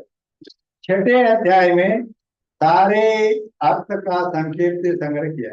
6ನೇ ಅಧ್ಯಾಯದಲ್ಲಿ ಅದು ಏನು ಸರ್ವ ಎಲ್ಲ ವಿಷಯಗಳನ್ನ ಸಮಗ್ರವಾಗಿ ತಗೊಂಡು ಸಂಕ್ಷಿಪ್ತದಿಂದ ಸಾಧಕತೆಯ ದೃಷ್ಟಿಯಿಂದ ಅಲ್ಲಿ ಇದು ಮಾಡ್ಯಾರ. ಈ ರೀತಿ ಆ ಸಾಂಖ್ಯ ಶಾಸ್ತ್ರದ ಬಗ್ಗೆ ಹೇಳಿದರು. ಪ್ರಕೃತಿ ಪುರುಷಕ್ಕೆ ವಿವೇಕತೆ पुरुष का असंग ज्ञान सांख्य शास्त्र का प्रयोजन. सांख्य ಶಾಸ್ತ್ರದ ಪ್ರಯೋಜನ ಏನಂತಂದ್ರಲ್ಲಿ ಅಲ್ಲಿ ಏನ್ ಹೇಳ್ಯಾರ ಅವರು, ಪ್ರಕೃತಿ ಪುರುಷ. ಪ್ರಕೃತಿ ತ್ರಿಗುಣಾತ್ಮಕ ಪ್ರಕೃತಿ, ಪುರುಷ ಅಂದ್ರೆ ಪರಮಾತ್ಮ. ಇವು ಎರಡು ಪ್ರಕೃತಿ ಪುರುಷರ ಆ ಪ್ರಕೃತಿ ಪುರುಷರ ವಿವೇಕ ಜ್ಞಾನ ಬೇಕ. ಪ್ರಕೃತಿ ಬ್ಯಾರೆ, ಪುರುಷ ಬ್ಯಾರೆ ಅನ್ನುವ ವಿವೇಕ ಜ್ಞಾನ. ಆ ವಿವೇಕ ಜ್ಞಾನದಿಂದಲೇ ಮೋಕ್ಷ ಆಕೈತಿ ಅಂತೇಳಿ ಅವ್ರು ಹೇಳ್ಯಾರ. ಅಂದ್ರೆ ಇದು ಬ್ಯಾರೆ ಬ್ಯಾರೆನೆ ಹೇಳಿದ್ರು. ಪ್ರಕೃತಿ ಬ್ಯಾರೆ, ಪುರುಷ ಬ್ಯಾರೆ ಅನ್ನೋ ವಿವೇಕ ಜ್ಞಾನ. ವಿವೇಕ ಜ್ಞಾನ ಅಂದ್ರೆ ಭಿನ್ನ ಭಿನ್ನವಾಗಿ ತಿಳಿದು ಇದು ಭೇದಕ್ಕನ ಜ್ಞಾನ ಅಂದ್ರ ಅಭೇದ ದರ್ಶನ ಜ್ಞಾನ ಇಲ್ಲಿ ಅದು ವೇದಾಂತದಲ್ಲಿ ಅದು. ಆದ್ದರಿಂದ ಪ್ರಕೃತಿ पुरुष के विवेक से पुरुष का असंग ज्ञान ಅಂದ್ರ ಇವ್ರು ಮಾಡಿದಾಗ ಆ ಪುರುಷ ಏನದ ಪರಮಾತ್ಮ ಅಸಂಗದ ಅಂದ್ರೆ ಯಾವ್ದಕ್ಕೂ ಸಂಬಂಧ ಇಲ್ಲ ಅವಾಗ ಅಂತೇಳಿ ಜ್ಞಾನ ಆಕತಿ. ಸಾಂಖ್ಯ ಶಾಸ್ತ್ರಕ್ಕ ಪ್ರಯೋಜನ ಇದ ಜ್ಞಾನದಿಂದ ಮೋಕ್ಷ ಆಕತಿ ಅಂತ ಅವ್ರು ಹೇಳ್ತಾರೆ ಸಾಂಖ್ಯ ಶಾಸ್ತ್ರಕ್ಕೆ. ताकावी त्वं पद के लक्ष्यार्थ बोधक द्वारा महावाक्य जन ज्ञान में उपयोगी होने थे. ಈಗ ಆ ಸಾಂಖ್ಯ ಶಾಸ್ತ್ರ ಅದು ಕಪಿಲರು, ಅದು ನಮ್ದಲ್ಲ ಅಂತ ಅಂದ್ಮೇಲೆ ನಮ್ಗೇನ್ ಅದ್ರ ಪ್ರಯೋಜನ ಅಂತಂದ್ರ ಅದು ಸಾರಗ್ರಾಹಿ ದೃಷ್ಟಿಯಿಂದ ನಮಗೂ ಐತಿ ಎಷ್ಟ ಆಗಲಿ ತೊಂಪದ ಶೋಧನೆ ಐತೆ. ಅಂದ್ರ ಇಲ್ಲಿ ಆತ್ಮನ ಬಗ್ಗೆ ತೊಂಪದ ಐತಿ, ತೊಂಪದ ಅಲ್ಲಿ ಶೋಧನೆ ಆಕೈತೆ ಅದು. ಆದ್ದರಿಂದ ತೊಂಪದಕ್ಕೆ ಲಕ್ಷಾರ್ಥ ಶೋಧನ ದ್ವಾರ. ಆ ತೊಂಪದದಲ್ಲಿ ನಾವು ಆಚಾರ ತಿಳ್ಕೊಂಡು ಕೂರ್ತೇವೆ, ದೇಹ ಇವೆ. ಆಗ ಅದ ಲಕ್ಷಾರ್ಥ ಏನೈತಿ, ಆ ದೇಹಾದಿಗಳಿಗೆ ಸಾಕ್ಷಿಯಾದ ಹನುಮ ಊಟ ಶಕ್ತಿ ಅಂತ ಅದು ಅದನ್ನ ಜ್ಞಾನ ಮಾಡಿಕೊಡ್ತದ ಅಂತ. ಲಕ್ಷಾರ್ಥ ದ್ವಾರ ಮಹಾವಾಕ್ಯದಲ್ಲಿ ಜ್ಞಾನ ಅರ್ಧ ಕೆಲಸ ಆಗತ್ತಿಲ್ಲ. ಮಹಾವಾಕ್ಯದಲ್ಲಿ ತತ್ಪದ ತೊಂಪದ ಇವು ಎರಡರ ವಿಚಾರ ಇದೆ. ಮತ್ತ ತೊಂಪದದ ವಿಚಾರ ಇವು ಅರ್ಧ ಕೆಲಸ ಮಾಡಿ ಬಿಡ್ತೈತೆ ಅಂದ್ರೆ ನಮ್ಗೆ महावाक्य ध्यान में उपयोग होने से मोक्ष ही फल है. ಆ ಸಾಂಖ್ಯ ಶಾಸ್ತ್ರದ್ದು ಕೂಡ ಮೋಕ್ಷವೇ ಫಲ ಇರುತ್ತದೆ.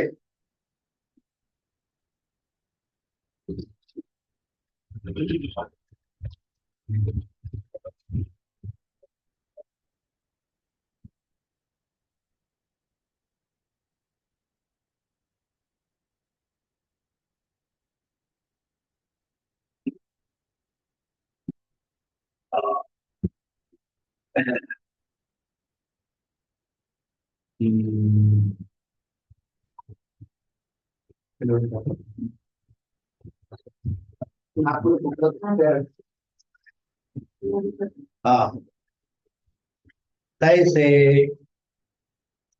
ಅದರಂತೆ ಇನ್ನ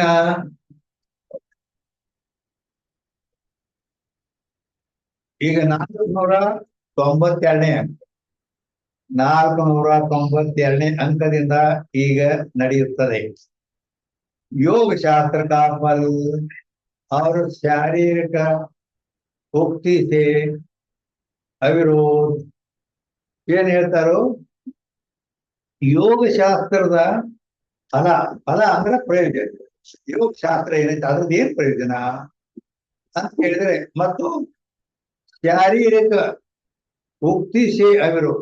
ಶಾರೀರಿಕ ಅಂದ್ರೆ ಬ್ರಹ್ಮಸೂತ್ರ, ಶಾರೀರಿಕ ಅಂತಾರ, ಬ್ರಹ್ಮಸೂತ್ರ ಅಂತಾರ, ಉತ್ತರ ಮೀಮಾಂಸಾ ಅಂತಾರ, ಒಂದೇ. ಆ ಬ್ರಹ್ಮಸೂತ್ರದ ಅಭಿಪ್ರಾಯಕ್ಕೆ ವಿರೋಧ ಇಲ್ಲ. ಆ ಬ್ರಹ್ಮಸೂತ್ರದಲ್ಲಿ ಏನ್ ಹೇಳಿದೆ ಅದಕ್ಕ ಸಂಬಂಧ ಐತೆ. ಅದು ಯೋಗ ಶಾಸ್ತ್ರದ್ದು ಕೂಡ ಅಲ್ಲಿ ಅದೇ ಅದು ಅಂತಃಕರಣ ಶುದ್ಧಿನೇ ಐತೆ, ಅದ್ರ ವ್ಯಾಖ್ಯಾನ ನೋಡ್ತಾರೆ.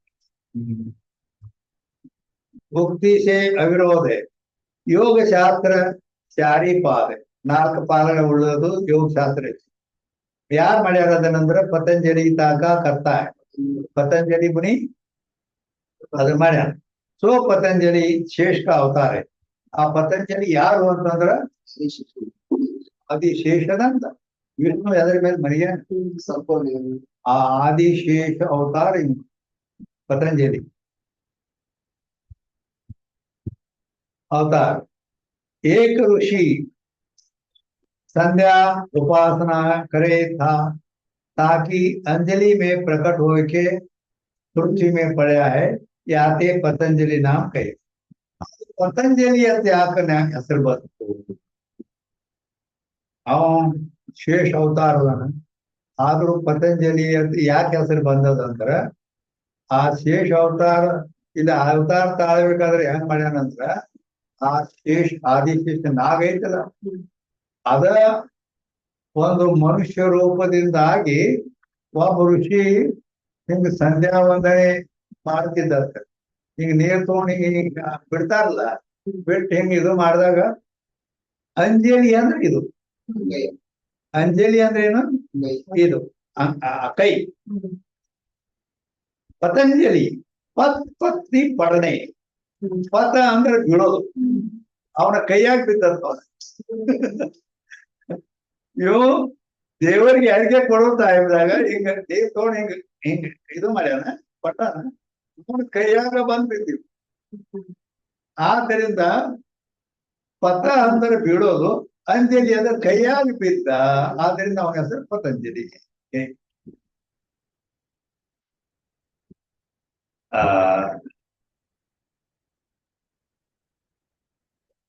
ताकि अंजलि में प्रकट होके पृथ्वी में पड़े। अವಾಗ ಹಿಂದೆಗಡೆ ಕೈಯಾಗ ಬಿದ್ದು ಹಿಂದೆಗಡೆ ನೆಲಕ್ಕೆ ಬಿದ್ದ. ಯಾಕೆ ಪತಂಜಲಿ ನಾಮ है, ಅವನಿಗೆ ಪತಂಜಲಿ ಅಂತ ಅದಕ್ಕೆ ಹೆಸರು ಬಂತು. शरीर का रोग रूपी मल दूरी करने वास्ते ಚಿಕಿತ್ಸಾ ಗ್ರಂಥ किया है. ಆ ಯೋಗ ಏನ್ ಮಾಡ್ತದ ಅಂತಂದ್ರ ಯೋಗದಿಂದ ಈ ರೋಗಾದಿಗಳಿರ್ತಾವಲ್ಲ ಅಲ್ಲಿ ಆಸನ ಅವು ಇವು ಹೇಳಿರ್ತಾರ. ಆಸನಾದಿಗಳಿಂದ ಏನೈತಿ ರೋಗ ನಿವೃತ್ತಿ ದ್ವಾರ ಅಲ್ಲಿ ಅದ ಚಿಕಿತ್ಸಾ ಗ್ರಂಥ ಅದರ ಈ ಶರೀರ आरोग्य सलुವಾಗಿ ಅದಕ್ಕೆ अशुद्ध शब्द का उच्चारण रूपी जो वाणी का मल है ताकि नाश को पाणिनि व्याकरण का भाष्य किया है. मत आ पतंजಲಿ ಏನ್ ಮಾಡ್ಯಾರಂದ್ರ ಈಗ ನಾವು ಮಾತಾಡೋ ಶಬ್ದ ಕೆಲವೊಂದು ಅಶುದ್ಧ ಶಬ್ದಗಳಿರ್ತಾವ. ಅಶುದ್ಧ ಶಬ್ದ ಅಶುದ್ಧ ಹೆಂಗ ಹಾಕದ ಅಂತಂದ್ರ ಈಗ ಕರ ಕರ ಅಂದ್ರೆ ಸಂಸ್ಕೃತದೊಳಗೆ ಕೈ ಅದು. ಆ ಕರ ಅನ್ನುವಲ್ಲಿ ನಾವು ಕರ ಖರ ಕರ ಖರ ಖರ ಅನ್ನೋದು ಸಾಮಾನ್ಯ ಶಬ್ದ. ಖರ ಅಂದ್ರೆ ಗಟ್ಟಿ ಶಬ್ದ. ಖರ ಅಂದ್ರೆ ಕೈ ಹಾಕತಿ, ಅದನ್ನ ಖರ ಅಂದ್ರೆ ಕಾಚಿ ಹಾಕತಿ ಸಂಸ್ಕೃತದೊಳಗ. ದೋಷ ಐತಿಲ್ಲ ಈ ರೀತಿ ವಾಣಿಯಲ್ಲಿ ದೋಷ ಆಗ್ತಾವ, ಉಚ್ಚಾರ ಮಾಡುವಲ್ಲಿ ದೋಷ ಆಗ್ತಾವು. ಆದ್ದರಿಂದ ಅಶುದ್ಧ ಶಬ್ದಕ ಇವು ಅಶುದ್ಧ ಶಬ್ದ ಇರ್ತೈತೆ ಅನ್ನುವಲ್ಲಿ ಅದು ಸರಿಯಾಗಿ ಉಚ್ಚಾರ ಆಗಲಿಲ್ಲ ಅಂತಂದ್ರೆ ಇದಾಗತ್ತೆ. ಅದಕ್ಕ ಉಚ್ಚಾರ ರೂಪಿ ವಾಣಿಕ ಮಲೆ ಅಲ್ಲಿ ದೋಷ ಏನೈತಿ, ವಾಣಿ ದೋಷ ಇರ್ತೈತಿ. ಅದನ್ನ ನಾಶ ಮಾಡ್ತೈತಿ. ಪಾಣಿನಿ ವ್ಯಾಕರಣ ಭಾಷಿಕೀಯ ಅಲ್ಲಿ ಪಾಣಿನಿ ವ್ಯಾಕರಣ ಐತಿಲ್ಲ, ವ್ಯಾಕರಣ ಆ ವ್ಯಾಕರಣದ ಭಾಷೆ ಸಂಸ್ಕೃತ ವ್ಯಾಕರಣ ಬಹಳ ಕಠಿಣ ಐತಿ. ಸಂಸ್ಕೃತ ವ್ಯಾಕರಣ ಎಲ್ಲಕ್ಕಿಂತಲೂ ಎಲ್ಲ ಎಷ್ಟು ಜಗತ್ತಿನ ಭಾಷೆಗಳದಾವ ಅವು ಎಲ್ಲಾ ಭಾಷೆಗಳ ವ್ಯಾಕರಣಕ್ಕಿಂತ ಅದು ಕಠಿಣ. ಅದು ಹೆಂಗ ಈಗ ಕನ್ನಡ ಬಹಳ ಸುಲಭ. ಕನ್ನಡ ಹೆಂಗ್ ಸುಲಭ ಅಂತಂದ್ರ ಹೆಣ್ಮಗಳು ಇದ್ರು ಅಂದ್ರ ಸ್ತ್ರೀಲಿಂಗ. ಆಕಿ ಹೋಗುತ್ತಾಳೆ, ಅವಳು ಹೋಗುತ್ತಾಳೆ ಅನ್ಬೇಕು. ಪುರುಷ ಇದ್ದಂದ್ರ ಹೋಗುತ್ತಾನೆ ಅನ್ಬೇಕು. ಇವು ಯಾರು ಬಿಟ್ರೆ ಉಳಿದೆಲ್ಲ ನಪುಂಸಕಲಿಂಗ ಪ್ರಯೋಗ ಮಾಡಿ. ಅದು ಇರುತ್ತದೆ, ಇದು ಮೊಬೈಲ್ ಇರುತ್ತದೆ, ಇದು ಗ್ರಂಥ ಇರುತ್ತದೆ, ಇದು ಮಠ ಇರುತ್ತದೆ, ಇರುತ್ತದೆ ನಪುಂಸಕಲಿಂಗ ಪ್ರಯೋಗ ಮಾಡಿ ಕಣ್ಣು ಮುಚ್ಚಿ ಬೇಕಾದಾಗ. ಸ್ತ್ರೀಲಿಂಗ ಹೆಣ್ಮಗಳು, ಪುರ್ಲಿಂಗ ಪುರುಷ, ಇವು ಎರಡಕ್ಕ ಬ್ಯಾರೆ ಮಾಡಿ ಉಳಿದೆಲ್ಲ ನಪುಂಸಕಲಿಂಗ. ಏನ್ ತಗರೈತ್ ನೋಡ್ರಿ, ಏನ್ ಕಠಿಣ ಏನೂ ಇಲ್ಲ. ಆದ್ರೆ ಸಂಸ್ಕೃತ ಅದು ಈಗ ನಾವು ನಪುಂಸಕಲಿಂಗ ಬಂದ ಏನ್ ಪ್ರಯೋಗ ಮಾಡ್ತೀವಿ, ಅದರಲ್ಲಿ 3 ಲಿಂಗ ಹೇಳ್ಬೇಕು. ಅಂದ್ರ ಈಗ ನಾವು ಈ ಶರೀರ ಇದೆ, ಇರುತ್ತದೆ, ಕೈ ಇರುತ್ತದೆ, ಬೆರಳು ಇರುತ್ತದೇನೆ ಅಲ್ಲ. ಏನ್ ಬೇರೆ ಏನ್ ಮಾಡೋದು ಜರುತ್ತಿಲ್ಲ. ನಪುಂಸಕಲಿಂಗ ಹಚ್ಬಿಡೋದು. ಅದು ಸಂಸ್ಕೃತ ಶರೀರಂ ನಪುಂಸಕಲಿಂಗ ಐತಿ ಅಂತ. ಶರೀರಂ ನಪುಂಸಕಲಿಂಗ. ಹಸ್ತ ಪುಲ್ಲಿಂಗ ಐತಿ. ಶರೀರ ನಪುಂಸಕಲಿಂಗದಾಗ ಬಂದ್ರೆ ಕೈ ಏನೈತಿ? ಹಸ್ತ ಪುಲ್ಲಿಂಗ ಐತಿ. ಅಂಗುಲಿ ಸ್ತ್ರೀಲಿಂಗ ಐತಿ. ಬರೇ ಕನ್ನಡದಲ್ಲಿ ಬರೀ ನಪುಂಸಕಲಿಂಗ ಒಂದ ಪ್ರಯೋಗ ಮಾಡ್ತಾ ಇದ್ವಿ. ಇದಕ್ಕೆ ಎಲ್ಲ ಕೈ ಇರ್ತದೆ, ಬೆಳೆ ಇರ್ತದೆ, ದೇಹ ಇರ್ತದೆ. ಆದ್ರ ಆ ಸಂಸ್ಕೃತ ವ್ಯಾಕರಣ ಹೇಳ್ತೈತಿ ಶರೀರ ಇದು ನಪುಂಸಕಲಿಂಗ ಐತಿ, ಕೈ ಅಂದ್ರ ಪುಲ್ಲಿಂಗ ಐತಿ, ಬೆಳ ಅಂದ್ರ ಸ್ತ್ರೀಲಿಂಗ ಐತಿ. ಹಿಂಗ್ ಪ್ರತಿಯೊಂದರಲ್ಲಿ ಬ್ಯಾರೆ ಬ್ಯಾರೆ ಅಕಾರ, ಆಕಾರ, ಉಕಾರ ಪ್ರತಿಯೊಂದಕ್ಕೂ ವಾಕ್ಯಗಳು ಬೇರೆ ಬೇರೆ ಪ್ರಯೋಗ ಆಗ್ತವೆ. ಬಹಳ ಕಠಿಣ. ಹೀಗೆ ಆದ್ದರಿಂದ ಇಲ್ಲಿ ಏನ್ ಬಂತು ಅಂತಂದ್ರ ಆ ಅಶುದ್ಧ ಶಬ್ದಕ ಉಚ್ಚಾರಣ ರೂಪಿ ವಾಣಿ ಕಾಮಲೆ. ಅದಕ್ಕೆ ಇಲ್ಲಿ ವಾಣಿ ಏನ ದೋಷ ಐತಲ್ಲ ಅದರದು ನಾಶಕು ಪಾಣಿನಿ ವ್ಯಾಕರಣ. ವ್ಯಾಕರಣಕ ಭಾಷೆ ವ್ಯಾಕರಣ ಐತಲ್ಲ ಪಾಣಿನಿ ಅಂತ ಒಂದು ವ್ಯಾಕರಣ, ಅದಕ್ಕೆ ಭಾಷೆ ಅದ್ರ ಮೇಲೆ ಭಾಷೆ ಮಾಡ್ಯಾರ. विक्षेप रूप अंतरकरण का मल है ताका को योग सूत्र के ಅಂತಃಕರಣದಲ್ಲಿ ವಿಕ್ಷೇಪ ಅಂದ್ರೆ ಚಂಚಲ. ಅದು ಚಂಚಲ ಅಂದ್ರೆ ಈ ಶಾಸ್ತ್ರ ಕೇಳಾಗತ್ತೆ, ಹಾಗೆ ಹಿಂದೆ ಕೇಳಾಗತ್ತೆ. ಮಾರಿ ಕಡೆ ಐತಿ ಎಲ್ಲ ಕಡೆ ಮನೆ ಕಡೆ ಹೋಗಿದ್ದು ಮನಸ್ಸು ಏನು ಹೋಗಿರ್ತದೆ, ಮನೆ ಕಡೆ ಹೋಗಿದ್ದು. ಅದು ವಿಕ್ಷೇಪ ಅಂತಾರೆ. ये ರೀತಿ ವಿಕ್ಷೇಪ ರೂಪ ಅಂತರ್ಕರಣ ಮಲ್ ತಾಕೆ ನಾಶಕೋ ಯೋಗ ಸೂತ್ರ. ಯೋಗ ಸೂತ್ರ ಏನ್ ಮಾಡ್ತೈತೆ, ಆ ಮನಸ್ಸಿನಲ್ಲಿ ಚಂಚಲತಾ ಐತೆಲ್ಲ ಅದನ್ನ ನಿವಾರಣೆ ಮಾಡ್ತಾರೆ.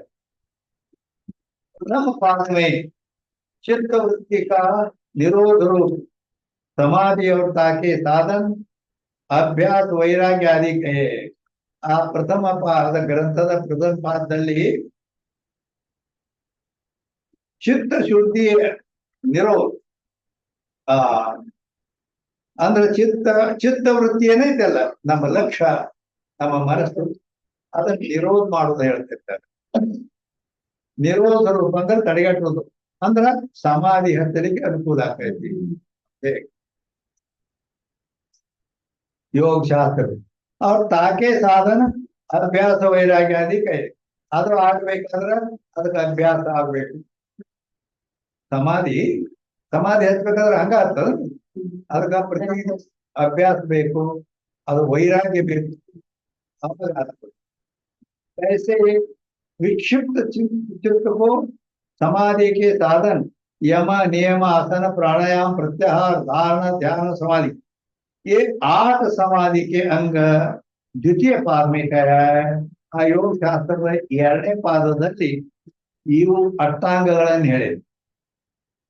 ಆ ವಿಕ್ಷಿಪ್ತ ಚಿತ್ತ ಏನೈತದ ಅಂದ್ರೆ ಚಂಚಲವಾದ ಮನಸ್ಸು. ವಿಕ್ಷಿಪ್ತ ಚಿತ್ತ ಅಂದ್ರೆ ಚಂಚಲವಾದ ಮನಸ್ಸು. ಇದನ್ನ ಸಮಾಧಿಗೆ ಸಾಧನ ಅಂದ್ರ ಸಮಾಧಿ ಹತ್ಬೇಕಾದ್ರೆ ಮನಸ್ಸು ನಮ್ ಕೈಯಾಗಬೇಕ. ಅಲ್ಲಿ ಅದನ್ನ ಅಂತರ್ಮುಖನೇ ಮಾಡಿ ಇರಿಸ್ಬೇಕಾದ್ರೆ. ಅದಕ್ಕಾಗಿ ಅಲ್ಲದೆ ಅಲ್ಲಿ ಮತ್ತ ಯಮ ನಿಯಮ ಆಸನ ಪ್ರಾಣಾಯಾಮ ಪ್ರತ್ಯಾಹಾರ ಧ್ಯಾನ ಧಾರಣ ಸಮಾಧಿ ಇವೆಲ್ಲ ಅಷ್ಟಾಂಗಗಳು ಇರ್ತಾರೆ. ಸಮಾಧಿ ಹಚ್ಚಬೇಕಾದ್ರೆ ಈ 8 ಅಂಗಗಳಿಂದ ಸಮಾಧಿ ಹತ್ತುತ್ತದೆ ಅಂತ ಹೇಳಿದಾಗ ಇದನ್ನ ಆ ಯೋಗ ಶಾಸ್ತ್ರದ 2ನೇ ಪಾದದಲ್ಲಿ ಹೇಳಿದೆ. तृतीय पाद में योग की विभूति कही है. 3ನೇ ಪಾದದಲ್ಲಿ ಆ ಯೋಗ ಮಾಡ ಅದರ ವಿಭೂತಿ ಅಂದ್ರೆ ಮಹಿಮ, ಅದ್ರ ಮಹಿಮಾ ಇದೆ 3ನೇ ಪಾದ. ಚತುರ್ಥ ಪಾದ में योग का फल मोक्ष है. 4ನೇ ಪಾದದಲ್ಲಿ ಯೋಗ ಮಾಡೋದ್ರಿಂದ ಏನಾಗ್ತದ, ಮೋಕ್ಷವೇ ಆಗ್ತದ ಅಲ್ಲಿ ಹೇಳ್ಯಾರ 4ನೇ ಪಾದದಲ್ಲಿ. इस रीति से योग शास्त्र भी ज्ञान साधन निधिध्यासन को संपादन द्वारा मोक्ष. ಈ ರೀತಿಯಾಗಿ ಯೋಗ ಶಾಸ್ತ್ರ ಹೇಳ್ತಿ ಸಮಾಧಿ ಅಂತ ಹೇಳ್ತಿಲ್ಲ ಅದು. ಆದ್ದರಿಂದ ಯೋಗ ಶಾಸ್ತ್ರವು ಕೂಡ ಜ್ಞಾನ ಸಾಧನ, ಮತ್ತೆ ಇವೆಲ್ಲ ಜ್ಞಾನಕ್ಕೆ ಸಾಧನ ಅಲ್ಲ. ಆದ್ದರಿಂದ ಆ ನಿಧಿಧ್ಯಾಸನ ಶ್ರವಣ ಮಾಡಿ ಮನನ ಮಾಡಿ ನಿಧಿಧ್ಯಾಸನ ಮಾಡುದು. ನಿಧಿಧ್ಯಾಸನ ಅಂತಃಕರ್ಮ ನಿಧಿಧ್ಯಾಸನ ತಿಳ್ಕತ್ತಾರ ಅಂತಂದ್ರೆ ಅನಾತ್ಮಾಕಾರ ವೃತ್ತಿ ತಿರಸ್ಕಾರ, ಆತ್ಮಾಕಾರ ವೃತ್ತಿಯ ಪ್ರವಾಹ ಅದನ್ನೇ ನಿಧಿಧ್ಯಾಸ. ಈಗ ತಾನು ಆತ್ಮಾಕಾರ ವೃತ್ತಿ ಮಾಡ್ಬೇಕಂತ ಅಂತರ್ಮುಖ ವೃತ್ತಿ ಮಾಡ್ಯಾರ. ಕುಂತು ಅಂತರ್ಮುಖ ವೃತ್ತಿ ಮಾಡಿದಾಗ ಏನಾರ ಒಂದ್ ನೆನಪು ಬರ್ತದೆ, ಇದಕ್ಕೆ ಶಬ್ದ ಅದ್ರ ಹೋಗ್ಬೇಕು. ಹಿಂಗಿದು ಅನಾತ್ಮಾಕಾರ. ಈ ಅನಾತ್ಮಾಕಾರ ಆಯ್ತು ಬಂತಂದ್ರ ತಿರಸ್ಕಾರ ಮಾಡೋದ್ರಿಂದ ನೀ ಯಾಕೆ ಬಂದಿ ಅಂತ ಹೇಳಿ ಇದು ಮಾಡುದು ಅನಾತ್ಮಾಕಾರ. ಆತ್ಮಾಕಾರ ವೃತ್ತಿಯನ್ನೇ ಪ್ರವಾಹ ರೂಪದಿಂದ ಹರಿಸ್ಬೇಕು. ಪ್ರವಾಹ ರೂಪದಿಂದ ಹರಿಸ್ಬೇಕಂದ್ರೆ ಹೆಂಗ್ ಹರಿಸ್ಬೇಕು ಅಂದ್ರೆ, ಈಗ ನಾವು ಈ ಕೈಯಾಗ ನೀರ್ ತಗೊಂಡಿವಿ, ನೀರ ಹಿಂಗ ಒತ್ತೆ ಕೈ ಹಿಡ್ದಿವಿ ಅಂದ್ರೆ ನೀರ್ ಬೆಳಗಿಲ್ಲ. ಒಂದ್ ಸ್ವಲ್ಪ ತಳ್ಳಿ ಬಿಟ್ಟಿವಿ ಅಂದ್ರೆ ಟಾಪ್ ಟಾಪ್ ಟಾಪ್ ಹನಿ ಬೀಳ್ತಾವ. ಇನ್ನೊಂದ್ ಜನ ಸೆಳ್ಳಿ ಬಿಟ್ಟಿವಿ ಅಂದ್ರೆ ಟಾಪ್ ಟಾಪ್ ಟಾಪ್ ಟಾಪ್ ಟಾಪ್ ಬೀಳ್ತಾವ. ಇನ್ನೊಂದ್ ಜನ ಸೆಳ್ಳಿ ಬಿಟ್ಟಿವಿ ಅಂದ್ರೆ ಪೂರ ದಾರ ಹಿಡಿತೈತಿ, ಎಣ್ಣೆಗತ್ತೆ ದಾರ ಹಿಡಿದು ಧಾರಾಕಾರವಾಯ್ತು. ಆ ರೀತಿ ಮನಸ್ಸು ಧಾರಾಕಾರವಾಗಿ ಆ ಧ್ಯಾನದಲ್ಲಿರ್ಬೇಕು. ಹೇಗೆ? ಆದ್ದರಿಂದ ಜ್ಞಾನ ಸಾಧನ ನಿಧಿಧ್ಯಾಸನ ಸಂಪಾದನ ದ್ವಾರ, ಅದಕ್ಕ ಆ ನಿಧಿಧ್ಯಾಸನ ರೂಪ ಏನೈತಲ್ಲ ಅದು ಸಂಪಾದನ ದ್ವಾರ ಮೋಕ್ಷಕ್ಕೆ ಫಲ ಆಯ್ತು. ನಿಧಿಧ್ಯಾಸನದಿಂದ ಜ್ಞಾನ, ಆಮೇಲೆ ಜ್ಞಾನ ಇದ್ದಂದ್ರೆ ಮೋಕ್ಷ ಆಗತ್ತೆ.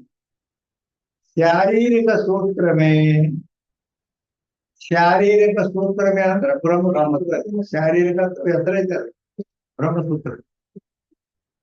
ಆ ಬ್ರಹ್ಮಸೂತ್ರದಲ್ಲಿ ಸಾಂಖ್ಯ ಶಾಸ್ತ್ರ ಖಂಡನಿಕೆಯ ಆ ಬ್ರಹ್ಮಸೂತ್ರದಲ್ಲಿ ಮಾಡ್ಯಾರ. ಈ ಸಾಂಖ್ಯ ಶಾಸ್ತ್ರವನ್ನ ಖಂಡನ ಮಾಡ್ಯಾರ. सो जिनके व्याख्यान जो उपनिषद में से विरुद्ध है, ಅಲ್ಲಿ ಮತ್ತ ಈ ಸಾಂಖ್ಯ ಶಾಸ್ತ್ರವನ್ನ ನೀವರ ಪ್ರಯೋಜನ ಹೇಳ್ತೀರಿ ಸರ್. ಮತ್ತ ಅಲ್ಲಿ ಬ್ರಹ್ಮಸೂತ್ರದಲ್ಲಿ ವ್ಯಾಸರು ಮತ್ತ ಈ ಸಾಂಖ್ಯ ಶಾಸ್ತ್ರವನ್ನು ಖಂಡನ ಮಾಡ್ಯಾರಲ್ಲ, ಮತ್ತ ಇದ್ಯಾಗ ಮೋಕ್ಷ ಸಾಧನ ಆಕತಿ ಅಂತ ನೀವ್ ಕೇಳಿದ್ರೆ ಅದಕ್ಕೆ ಹೇಳ್ತಾರ ಉಪನಿಷತ್ ಏನದಾವಲ್ಲ, ಯಾಕಂದ್ರೆ ನಿಜಗುಣ ಹೇಳ್ತಾರ ತೃತೀಯ ಪ್ರಮಾಣವ ಕಿಳರಿಕೆ. ತೃತೀಯ ಅಂದ್ರೆ ಉಪನಿಷತ್ತುಗಳೇ ಪ್ರಮಾಣ. ಆದ್ದರಿಂದ ಆ ರೀತಿ ಹೇಳೋದ್ರಿಂದ ಇಲ್ಲಿ ಆ ಉಪನಿಷತ್ ಏನದಾವ ಆ ಉಪನಿಷತ್ತಿಗೆ ವಿರುದ್ಧ ಕೆಲವೊಂದು ಭಾಗ ಬರ್ತದೆ ಸಾಂಖ್ಯ ಶಾಸ್ತ್ರ ಯೋಗ ಶಾಸ್ತ್ರದ. ಆ ಉಪನಿಷತ್ತುಗಳಿಗೆ ಕೆಲವೊಂದು ಭಾಗ ವಿರೋಧ ಆಕತಿ, ಅದನ್ನ ಖಂಡನ ಮಾಡ್ಯಾರ. ಉಪನಿಷತ್ತಕ್ಕೆ ಎಲ್ಲಿ ಖಂಡನ ಐತಿ ಅದು ನಮ್ಮ ಮೂಲ ಪ್ರಮಾಣ. ಅದನ್ನ ಅಲ್ಲಿ ದೋಷ ಬಂದ ಇದು ಆಯ್ತಂದ್ರೆ ಅದನ್ನ ಅಲ್ಲಿ ವ್ಯಾಸರು ಖಂಡನ ಮಾಡಿದ್ದ ಈ ಇಂಥ ಸಂದರ್ಭದಲ್ಲಿ विरुद्ध किया है, तिनका खंडन किया है, सूत्रन का नहीं. ಅದು योग सूत्र ಏನದಾವಲ್ಲ ಪ್ರತಿಯೊಂದು ಶಾಸ್ತ್ರ ಸೂತ್ರ ರೂಪನೇ ಅದಾವ. ಆ ಯೋಗ ಸೂತ್ರದ ಖಂಡನ ಮಾಡಿಲ್ಲ. ಆ ಯೋಗ ಸೂತ್ರದ ಮೇಲೆ ಅವ್ರೇನ್ ವ್ಯಾಖ್ಯಾನ ಬಂದೇ ಇರಲಿಲ್ಲ. ಅದು ಅವರು ಸ್ವಲ್ಪ ಆ ಉಪನಿಷತ್ತಿಗೆ ವಿರೋಧ ಅಲ್ಲಿ ಖಂಡನ ಮಾಡ್ಯಾರ. ಹೇಗೆ 493ನೇ ಪಾಂಚರಾತ್ರ ಅವ್ರ ಪಶುಪತಿ ತಂತ್ರ ಆದಿಕಾಪಾಲ. ಪಾಂಚರಾತ್ರ ಅಂದ್ರೆ ಜಗತ್ತಿನಲ್ಲಿ ಎಷ್ಟು ಶಾಸ್ತ್ರಗಳು ಏನದಾವು ಎಲ್ಲಾ ಕುರಿತು ನಿಮ್ಗೆ ಸ್ವಲ್ಪ ಸ್ವಲ್ಪ ಅದ್ರ ಜ್ಞಾನ ಮಾಡಿಕೊಡೋದು ಹಿಂಗೆ. ಅದಕ್ಕಾಗಿ ತರ್ಕ ದೃಷ್ಟಿಯ ಅವ್ನು ವಿಚಾರ ಮಾಡಿದ್ರೆ ಹೆಂಗ್ ತಿಳ್ಕೊಂಡ ಅಂತ ಅದು ಅವ್ನು ತಿಳ್ಕೊಂಡಂದ್ರ ಅರ್ಜುನ್ಗೆ ಹೇಳ್ದ ಭಗವದ್ಗೀತಾ ನಿಮ್ಗೂ ಜ್ಞಾನ ಇದೆ ಈ ರೀತಿ. ಅದಕ್ಕ ಪಾಂಚರ ಪಶುಪತಿ ತಂತ್ರ ಆದಿಫಲ ಪಾಂಚರಾತ್ರ ಅಂತೂ ಗ್ರಂಥ ಇದೆ, ಪಶುಪತಿ ತಂತ್ರ ಅಂತನೂ ಐತಿ. ಇವುಗಳ ಪ್ರಯೋಜನ ಏನು? ಫಲ ಆದ್ರೇನು ಪ್ರಯೋಜನ. न्याय वैशेषिक का खंडन भी विरुद्ध व्याख्यान है. ಅಂದ್ರೆ ನ್ಯಾಯ ವೈಶೇಷಿಕ ಇವುಗಳನ್ನು ಕೂಡ ಅಲ್ಲಿ ಖಂಡನ ಮಾಡ್ಯಾರ. ನ್ಯಾಯ ಗೌತಮ್ ರೂಪ ಆರ್ಚಿ ನ್ಯಾಯ. ನ್ಯಾಯ ಎರಡು ಪ್ರಕಾರ ಇದೆ ನ್ಯಾಯಶಾಸ್ತ್ರ. ಅಂದ್ರ ಗೌತಮ್ ಅವ್ರ ಯೋಗ ಸೂತ್ರ ಏನ್ ಬರ್ತಾರ ಅದು ಪೂರ್ವಿಮಾ ಅಂದ್ರ ಪ್ರಾಚೀನ ನ್ಯಾಯಿಕ ನವೀನ್ ನ್ಯಾಯಿಕ ಅಂತ ಎರಡು ಭಾಗ ಐತೆ ಅದ್ರಲ್ಲಿ. ನ್ಯಾಯಶಾಸ್ತ್ರದಲ್ಲಿ ಪ್ರಾಚೀನರು ಮಾಡಿದ್ದು ನವೀನರು ಬಂದು ಬೇರೆ ಈ ಸಾಮಾನ್ಯ ಅಭಾವ ಮತ್ತೆ ಅದು ಕಾಣಬೇಕು ಅಂತ ಕೇಳಿದ್ರೆ ನಿಷೇಧ ಪ್ರತಿಧಿಕ ವಿಶೇಷೋ ಅಭಾವ. ಪ್ರಾಚೀನ ನ್ಯಾಯಿಕ ಈ ಗೌತಮ್ ಅವ್ರು ಹೇಳಿದ್ರು ಪ್ರಾಚೀನ ನ್ಯಾಯಿಕ ನಿಷೇಧಮಕ ಪ್ರತೀತಿ का ವಿಷಯ ಸೊ ಅಭಾವ. ಅಂದ್ರ ನಿಷೇಧಮಕ ಪ್ರತೀತಿ ಅಂದ್ರ ಇಲ್ಲ ಇಲ್ಲ ಅಂತ ಏನ್ ನಿಷೇಧ ಮಾಡ್ತಲ್ಲ ಆ ಪ್ರತೀತಿ ಅಂದ್ರ ಜ್ಞಾನ. ಇಲ್ಲ ಅನ್ನೋ ಜ್ಞಾನ ಏನ್ ಹಾಕತಿ ಅದ ಅಭಾವ.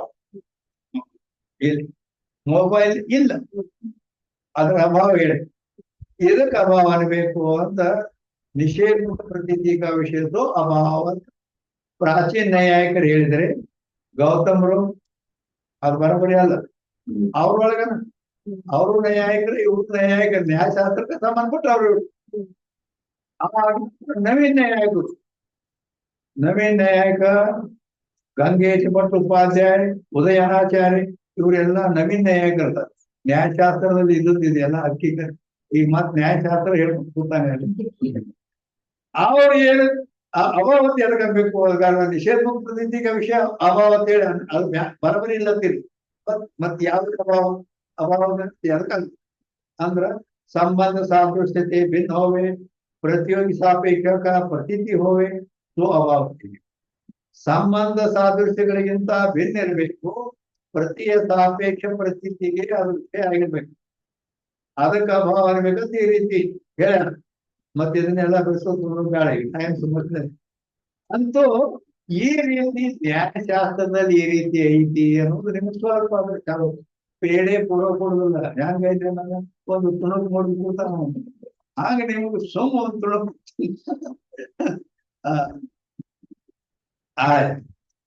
ಈಗ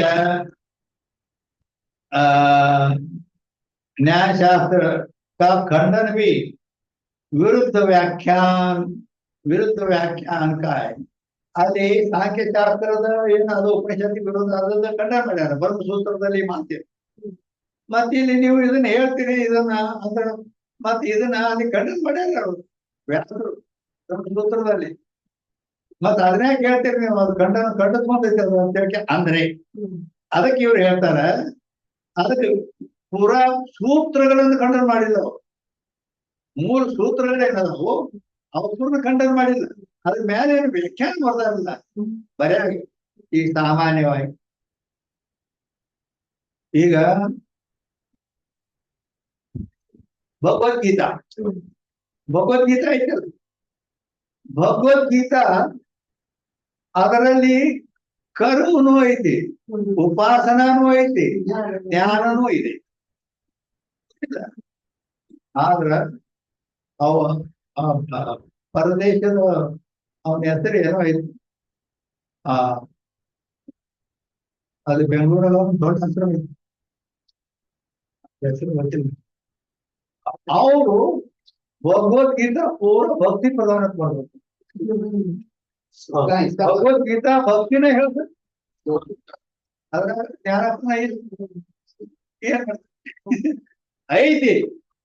ನಹಿ ಜ್ಞಾನೇನ ಸದೃಶಂ ಪವಿತ್ರಮೇವ ವಿದ್ಯತೆ ಅಲ್ಲದೆ ಜ್ಞಾನಂತೆ ಅಹಂ ಸವಿಜ್ಞಾನವಿದಂ ಪಕ್ಷಾಂ ಅಶೇಷತಃ ಯಜ್ಞಾತ್ವಾನೇಹ ಭೂಯೋ ಅನ್ಯ ಜ್ಞಾತವ್ಯವಶಿತ್ತೆ ಅಂತ ಇವೆಲ್ಲ ಏನು ಭಗವದ್ಗೀತೆಯಲ್ಲಿ ಪರಮಾತ್ಮ ಹೇಳ್ತಾನೆ. ಅರ್ಜುನ ನಿನಗೆ ನಾನು ಇಂಥ ಜ್ಞಾನ ಹೇಳ್ತೇನೆ. ಜ್ಞಾನಂತೆ ಅಹಂ ಸವಿಜ್ಞಾನವಿದಂ ವಕ್ಷಾಮಿ ಕಥಂ ಅಶೇಷತಃ ಏನೇನು ಉಳಿಲಾರ್ದಂಗೆ ಹೇಳ್ತೇನೆ. ಯಜ್ಞಾತ್ವಾನೇಹ ಭೂಯು ಅನ್ಯಜ್ಞಾತ ವಿಮೋಚಿತೆ. ಯಾವುದನ್ನ ತಿಳಿದ ಮೇಲೆ ಇನ್ನೊಂದು ತಿಳಿಬೇಕು ಅನ್ನೋದು ಇವನೇ ಇಲ್ಲವೋ ಆ ರೀತಿ ನನಗೆ ಹೇಳ್ತೀನಿ. ಮತ್ ಜ್ಞಾನನ ಹೇಳಿದ ನೈ ಜ್ಞಾನೇನ ಸದೃಶಂ ಪವಿತ್ರವೇ ಹೇಳಿ ಜ್ಞಾನದಂತ ಪವಿತ್ರ ವಸ್ತು ಇನ್ನೊಂದಿಲ್ಲ. ಭಗವದ್ಗೀತಾನೆ ಹೇಳ್ತೀನಿ. ನೀವು ಎಲ್ಲ ಬರೀ ಭಕ್ತಿ ಹೇಳ್ತಾ ಹೋದ ಏನು ಆ ರೀತಿ ಎಲ್ಲಿ ಹಂಗಿದ್ರ ಖಂಡನ ಮಾಡ್ಬೇಕ ಇಲ್ಲ. ಭಕ್ತಿ ಹೇಳ್ತಿ, ಜ್ಞಾನ ಇದ್ರು ಭಕ್ತಿನ ಹೇಳ್ತಿ ಅಂದ ಮೇಲೆ ಅಂತ ಖಂಡನ ಹೆಂಗ್ ಮಾಡ್ಯಾರು. ಇಲ್ಲೇನು ಕೂಡ ಇದಕ್ಕೆ ಏನು ಕೆಲವೊಂದು ಸಂದರ್ಭ ವಿರೋಧ ಇರ್ತಾವ, ಅದನ್ನ ಖಂಡನ ಮಾಡ್ಯಾರು. ಸೂತ್ರ ಖಂಡನ ಇಲ್ಲ. जैसे नारद ने पंचरात्र नाम तंत्र किया है. नारद नारद मतलब देवर्षि नारद पंचरात्र ಅನ್ನೋದೊಂದು ತಂತ್ರ ಮಾಡ್ಯಾರ. ತಂತ್ರ ಅಂದ್ರೆ ಶಾಸ್ತ್ರ. ತಾಮೇ ವಾಸುದೇವಮೇ ಅಂತಃಕರಣ ಸ್ಥಾಪನ ಕಯ. ಅದ್ರಲ್ಲಿ ಏನ್ ಹೇಳ್ಯಾರ ಅದ್ರಾಗ ಅಂದ್ರ ವಾಸುದೇವ್. ವಾಸುದೇವ್ ಅಂದ್ರ ವಸುದೇವ ಕೌಶ ಕಾಣೂರ ವರ್ಧನ ದೇವಕಿ ಪರಮಾನಂದ ಕೃಷ್ಣ ಒಂದೇ ಜಗತ್. ಆ ವಾಸುದೇವ ಅಂದ್ರೆ ಕೃಷ್ಣ. ವಾಸುದೇವ ಯಾಕಂದ್ರ ಅವ ವಸುದೇವನ ಮಗ, ಆದ್ರಿಂದ ವಾಸುದೇವ. ಆ ವಾಸುದೇವನಲ್ಲಿ ಅಂತಃಕರಣ ಸ್ಥಾಪನ. ಬರೀ ಮನಸ್ಸು ಅವನಲ್ಲೇ ಇಡ್ಬೇಕು, ಮನಸ್ಸನ್ನ ಅವನಲ್ಲೇ ಇಡ್ಬೇಕು. ಕೃಷ್ಣ ಮಂದಿರ ಅದಾವ ರಗಡ ಜಾಗ. ಆ ಕೃಷ್ಣಗ 16,000 ಗೋಪಿಕಾಸ್ತ್ರೀಯರಿದ್ರು. 8 ಮಂದಿ ವರ್ಗದ ರಾಣಿ ಲಗ್ನ ಮಾಡ್ಕೊಂಡು ಹೆಂಡತಿಯರಿದ್ರು. 60,000 ಮಕ್ಕಳಿದ್ರು. ಆದ್ರ ಆ ಕೃಷ್ಣ ಮಂದಿರದಲ್ಲಿ ಅವನ ಕೂಡ ಯಾರ್ದಾರು ಆಕೆ ಅವನು ಹೇಳ್ತೀನಿ ಮೊದಲ. ಯಾಕ ಇಷ್ಟು ಮಂದಿ ಅದ? ಅವ್ನು ಲಗ್ನ ಮಾಡ್ಕೊಂಡೋಗಿ 8 ಮಂದಿ ಅದ. 16,000 ಈ ಗೋಪಿಕಾಸ್ತಿ ಹೇಳದ. ಆ ರಾಧೆಯನ್ನ ಯಾಕೆ ಇಟ್ಕೊಂಡ ಮಕ್ಕಳದಾಗ ಅಂದ್ರ ಏನಪ್ಪ ಅವ್ರಿಗೇನು ಪ್ರೇಮ ಇದ್ದಿದ್ದಿಲ್ಲ. ಅಂದರೆ ಆಕೆ ಹೆಸರೇನು? ರಾಧಾ. ರಾಧಾ ಇದ್ದದ್ದನ್ನ ಉಪರಾಟಿ ಮಾಡಿಬಿಟ್ರೆ ದರ ಆಗ. ದರ ಅಂದ್ರೆ ಭೂಮಿ. ದರ ಅಂದ್ರ ಭೂಮಿ. ಭೂಮಿಯ ಏನಂದ್ರ ಅದು ತಿರುಗ್ತದೆ, ತನ್ನ ಮೈ ಸುತ್ತ ತಿರುಗ್ತದ. ತನ್ನ ಮೈ ಸುತ್ತ ತಿರುಗತಾ ತಿರುಗತಾ ಸೂರ್ಯನ ಸುತ್ತ ತಿರುಗ. ಹಂಗ ಆ ರಾಧೆಯ ಮನಸ್ಸು ಅದು ಕೃಷ್ಣನ ಸುತ್ತನ ತಿರುಗ್ತಿರ್. ಬರೀ ಮತ್ತೊಂದು ಏನು ಇಲ್ಲ, ಬರೇ ಅದೇ. ಆದ್ದರಿಂದ ನಿರಂತರವಾಗಿ ಅದಕ್ಕ ಈಗಿನ ಶ್ರೇಷ್ಠ ಮಗದಾಗ ಮನಸ್ಸು ಬರೇ ಅವನು ಬಿಟ್ಟು ಮತ್ತೊಂದು ಇಲ್ಲ ಇಲ್ಲ ಹೆಂಗ್. ಆದ್ದರಿಂದ ವಸುದೇವಮೇ ಅಂತಃಕರಣ ಸ್ಥಾಪನೆಗೆ ಅದು ಅಂತಃಕರಣ ಅಂದ್ರೆ ಮನಸ್ಸು. ಅಲ್ಲಿ ಆ ಪರಮಾತ್ಮನಲ್ಲಿ ಆ ರಾಧಾ ಇಟ್ಟಿದ್ರು ಇಡ್ಬೇಕು ಅಂತ ಹೇಳಿ. ತಾಕಾವಿ ಅಂತಃಕರಣಕಿ ಸ್ಥಿರತಾತೆ. ಅದರಿಂದ ಏನಾಗತ್ತೆ? ಅಂತಃಕರಣದ ಸ್ಥಿರತ ಅಂದ್ರ ಅದು ನಿಸ್ತು ಬಿಡ್ತಾ ಇರ್ತಾರೆ. ಅದರಿಂದ ಏನಾಕತಿ? ಮನಸ್ಸನ್ನ ನಮ್ಮ ಅಂತರ್ಮುಖದಲ್ಲಿ ಅದನ್ನ ನಾವು ನಮ್ಮ ಕೈಯಾಗಿ ತಗೊಂಡ್ವಿ ಅಂದ್ರ, ನಾವ್ ಹೇಳ್ದಂಗ ಅದು ಕೇಳ್ತಿತ್ತ ಅಂದ್ರ ಅವಾಗ ಅದರಿಂದ ಜ್ಞಾನ ದ್ವಾರ ಮೋಕ್ಷ ಬರುತ್ತೆ. ಅದಕ್ಕ ಮನೆಯೋ ಮನುಷ್ಯಾಣಂ ಕಾರಣಂ ಬಂಧ ಮೋಕ್ಷಯೋ ಶ್ಲೋಕ ಹೇಳ್ತದ. ಮನೆಯೇವ ಮನುಷ್ಯಾಣ ಕಾರಣಂ ಬಂಧ ಮೋಕ್ಷ. ಮನಸ್ಸು ಒಂದೇ ನಮ್ಮ ಬಂಧನಕ್ಕೂ ಕಾರಣದ, ನಮ್ಮ ಮೋಕ್ಷ ಕೊಡೋದಕ್ಕೂ ಕಾರಣ ಮನಸ್ಸೇ ಅದ. ಆದ್ರ ಅದು ಯಾವ ರೀತಿ ಅಂದ್ರ ಬಂಧಾಯ ವಿಷಯಾಸಕ್ತಂ. ಅದು ವಿಷಯದ ಕಡೆಗೆನ ಹೋಗ್ತಿತ್ತು ಅಂದ್ರ ನಮ್ಮನ್ನ ಬಂಧದ ಕೆಡುತ್ತೈತಿ ಅಂತ ತಿಳ್ಕೊಬೇಕು. ಮುಕ್ತೈ ನಿರ್ವಿಷಯ.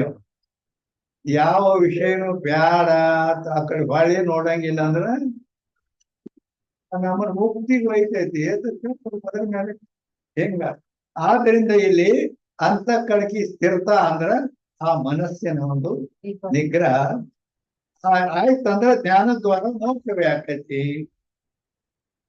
ಅದಕ್ಕ ಮನೆಯೋ ಮನುಷ್ಯಾಣಂ ಕಾರಣ ಬಂದ ಮೋಕ್ಷ, ಮೋಕ್ಷಕ್ಕೂ ಅದೇ ಕಾರಣ ಐತಿ, ಬಂದಕ್ಕೂ ಅದೇ. ಸಾರೇ ವೈಷ್ಣವ ಗ್ರಂಥ ಪಂಚರಾತ್ರಕ್ಕೆ ಅಂತರ್ಭೂತ ಐತಿ. ಸಾರೇ ವೈಷ್ಣವ ಗ್ರಂಥ ಅಂದ್ರ ಆ ವಿಷ್ಣುವಿನ ಬಗ್ಗೆ ಹೇಳುವ ವೈಷ್ಣವ, ಆ ಶಿವನ ಬಗ್ಗೆ ಹೇಳುದು ಶೈವ, ವಿಷ್ಣುವಿನ ಬಗ್ಗೆ ಹೇಳಿದ್ರ ವೈಷ್ಣವ. ಅಲ್ಲಿ ವೈಷ್ಣವ ಗ್ರಂಥ ಐತೆ. ಅದು ಅಂದ್ರ ವಿಷ್ಣುವಿನ ಹರಿ ಓಂ ಅಂತಾರ, ಹರಿ ಹರಿ ಹರಿ ಹರಿ ಅಂತಾರ. ನೀವು ಹರಿ ಹರಿ ಅನ್ನಂಗಿಲ್ಲ, ನೀವು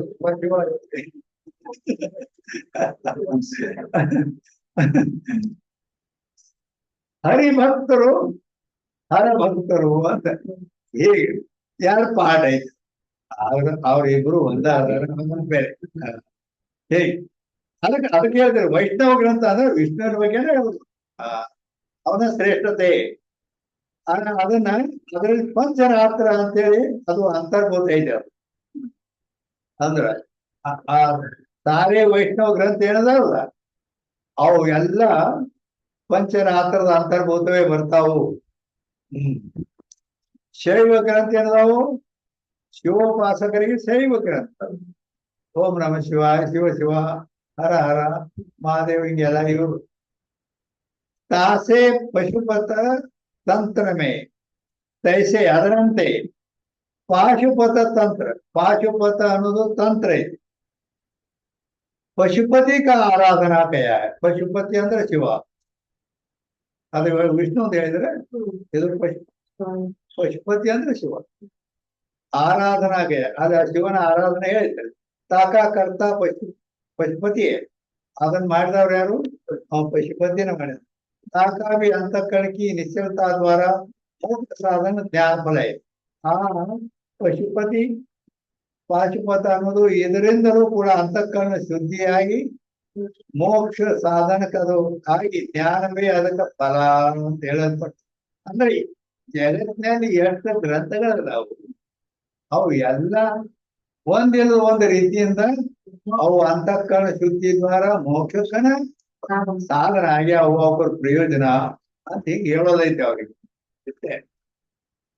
494ನೇ ಅಂಕ, 494 ಶೈವ ಗ್ರಂಥ ಆದಿಕಂಕ. ಶೈವ ಗ್ರಂಥ, ಶೈವ ಅಂದ್ರೆ ಶಿವನ ಬಗ್ಗೆ ಹೇಳೋದು.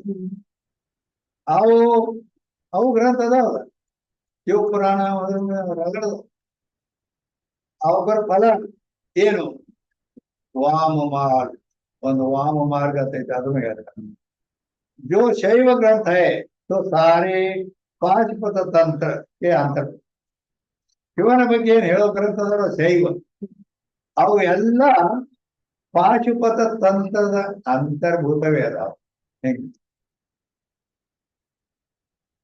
तैसे गणेश सूर्य देवी की उपासना बोधक ग्रंथन का. ಮತ್ತೆ ಜಗತ್ತಿನಲ್ಲಿ ಅನೇಕ ಅಧಿಕಾರಿ ಬೇರೆ ಬೇರೆ ಇದ್ದಾರೆ. ಒಬ್ಬ ಗಣೇಶಿಗೆ ಬೆಳ್ಕೊತಾನ, ಮತ್ತೊಂದು ಇಲ್ದಾನ. ಒಬ್ಬ ಸೂರ್ಯನಿಗೆ, ಮತ್ತ ಅವ್ರ ದೇವಿ ಏನ್ ಬರೋದು ನವರಾತ್ರಿ. ಇವರು ಉಪಾಸನಾ ಬೋಧಕ ಗ್ರಂಥಗಳದಾವ. ಚಿತ್ತಕ್ಕೆ ನಿಶ್ಚಲತಾ ದ್ವಾರ ಜ್ಞಾನ ಫಲ. ಅವುಗಳಿಂದಲೂ ಕೂಡ ಏನು ಅಂದ್ರ ಮನಸ್ಸಿನ ಏಕಾಗ್ರತೆ, ಅಲ್ಲಿ ನಿಶ್ಚಲತಾ ದ್ವಾರ ಜ್ಞಾನವೇ ಫಲ. ಅವರ ಸರ್ವಕಾಲ ಧರ್ಮಶಾಸ್ತ್ರವೇ ಅಂತರ್ಭೂತ. ಇವೆಲ್ಲ ಏನು ಅಂದ್ರ ಧರ್ಮಶಾಸ್ತ್ರ, ಯಾವುದರಿಂದ ಪುಣ್ಯ ಬರ್ತದ ಮತ್ತೆ ಇವೆಲ್ಲ ದೇವರ ಬಗ್ಗೆ ಪುಣ್ಯ ಬರ್ತದೆ, ಅದಕ್ಕೆ ಧರ್ಮಶಾಸ್ತ್ರದ ಅಂತರ್ಭೂತ. परंतु देवी की उपासना के बोधक ग्रंथ में 2 संप्रदाय. देवी उपासना ಬಗ್ಗೆ ಹೇಳೋ 2 ಪ್ರಕಾರದ ಸಂಪ್ರದಾಯ ಗ್ರಂಥಗಳದಾವ. एक दक्षिण संप्रदाय, दूसरा उत्तर संप्रदाय. ಒಂದು ದೇವಿ ಬಗ್ಗೆನ 2 ಪಾಠ ಅದಾವ. ಒಂದು ದಕ್ಷಿಣ ಸಂಪ್ರದಾಯ ಅಂತ ಐತಿ, ಇನ್ನೊಂದು ಉತ್ತರ ಸಂಪ್ರದಾಯ ಐತಿ. ಉತ್ತರ ಸಂಪ್ರದಾಯಕ್ಕೂ ವಾಮ ಮಾರ್ಗ ಐತಿ. ಉತ್ತರ ಸಂಪ್ರದಾಯ ಏನೈತಿ ಅದಕ್ಕ ವಾಮ ಮಾರ್ಗ ಅಂತಾರೆ. जिनमें ಅದರಲ್ಲಿ दक्षिण सांप्रदाय की रीति से जिन ग्रंथन में देवी की उपासना है तो धर्मशास्त्र के अंतर्भूत है. ಅಲ್ಲಿ ದಕ್ಷಿಣ ಸಂಪ್ರದಾಯದ ರೀತಿಯಿಂದ ಯಾವ ಗ್ರಂಥದಲ್ಲಿ ದೇವಿಯ ಉಪಾಸನಾ ಏನ್ ಹೇಳೈತಿ ಅದು ಧರ್ಮಶಾಸ್ತ್ರದ ಅಂತರ್ಭೂತ ಐತಿ. ಅಂದ್ರೆ ಅದರಿಂದನೂ ಪುಣ್ಯನ ಬರ್ತದೆ, ಅಂದ್ರೆ ಯೋಗ್ಯ ಐತಿ ಅಂತ ಅರ್ಥ. ವಾಮ ಮಾರ್ಗ ಉತ್ತರ ಸಂಪ್ರದಾಯ ಎರಡು ಪಾಠ ಹೇಳ್ತೀವಿ. ಉತ್ತರ ಸಂಪ್ರದಾಯ, ದಕ್ಷಿಣ ಸಂಪ್ರದಾಯ. ದಕ್ಷಿಣ ಸಂಪ್ರದಾಯ ಟೀಕ್ ಐತಿ, ಅದರಿಂದ ಪುಣ್ಯ ಬರ್ತದೆ. ಉತ್ತರ ಸಂಪ್ರದಾಯ ಏನೈತಿ ಅದಕ್ಕೆ ವಾಮ ಮಾರ್ಗ ಅಂತಾರೆ. जिन ग्रंथन में तो धर्मशास्त्र से विरुद्ध है कहते अप्रमाण. ಆ ಧರ್ಮಶಾಸ್ತ್ರಕ್ಕ ಆ ವಾಮ ವಾಮ ಮಾರ್ಗ ಏನೈತಿಲ್ಲ ಉತ್ತರ ಸಂಪ್ರದಾಯ ಅದಕ್ಕ ಧರ್ಮಶಾಸ್ತ್ರಕ್ಕೆ ವಿರೋಧ ಐತೆ. ಯಾತೆ ಅಪ್ರಮಾಣ, ಆದ್ರಿಂದ ಅದು ಪ್ರಮಾಣ ಅಲ್ಲ, ಅದನ್ನ ಆ ಹಾದಿ ಹಿಡಿಬಾರ್ದು ಅಂತ ಅರ್ಥ. यद्यपि वामतंत्र शिव ने किया, ಆ ಗ್ರಂಥ ವಾಮ ಮಾರ್ಗ ಯಾರು ಮಾಡ್ಯಾರ? ಸಾಕ್ಷಾತ್ ಶಿವ ಮಾಡ್ಯಾನೆ. ಏನ್ ಮಾಡ್ತೀರಿ? ತಥಾಪಿ ಅಂದ್ರ ಶಿವ ಮಾಡ್ಯಾನ ಅಂದ್ರು ಸಕಲ ಶಾಸ್ತ್ರ ವೇದ ಸೇ ವಿರುದ್ಧ है. ಸಕಲ ಶಾಸ್ತ್ರಗಳಿಗೂ ವಿರುದ್ಧ ಐತಿ, ವೇದಕ್ಕೂ ವಿರುದ್ಧ ಐತಿ. ಯಾತೆ ಪ್ರಮಾಣ ನೈ, ಆದ್ರಿಂದ ಅದು ನಮಗ ಪ್ರಮಾಣ ಅಲ್ಲ. जैसे विष्णु बुद्ध अवतार ने नास्तिक ग्रंथ किया है, ಅದರಂತೆ ವಿಷ್ಣು ಬುದ್ಧ ಅವತಾರ ಮಾಡಿದ್ದಾರೆ. ಅದರದೊಂದು ಏನೋ ಅದು ತ್ರಿಪುರ ಸಂಹಾರದ ಸಮಯದಲ್ಲಿ ಅವಾಗ ಶಿವ ಅವರು ತಾರಕಾಕ್ಷ, ಕಮಲಾಕ್ಷ, ವಿದ್ಯುನ್ಮಾಲಿ ಅಂತ 3 ರಾಕ್ಷಸರು ದೈತ್ಯರು ಅವರು ಪಂಚಲೋಹದ ಇದು ಮಾಡ್ಕೊಂಡು 3 ಪುರಗಳು 3 ಊರಿದ್ದಾಗ ಅವು ಆಕಾಶದಲ್ಲಿ ಹಾರಾಡ್ತಿದ್ವು. ಅವು ವರ ಪಡೆದಿದ್ರ ಹಂಗ ಬ್ರಹ್ಮದೇವನಿಂದ.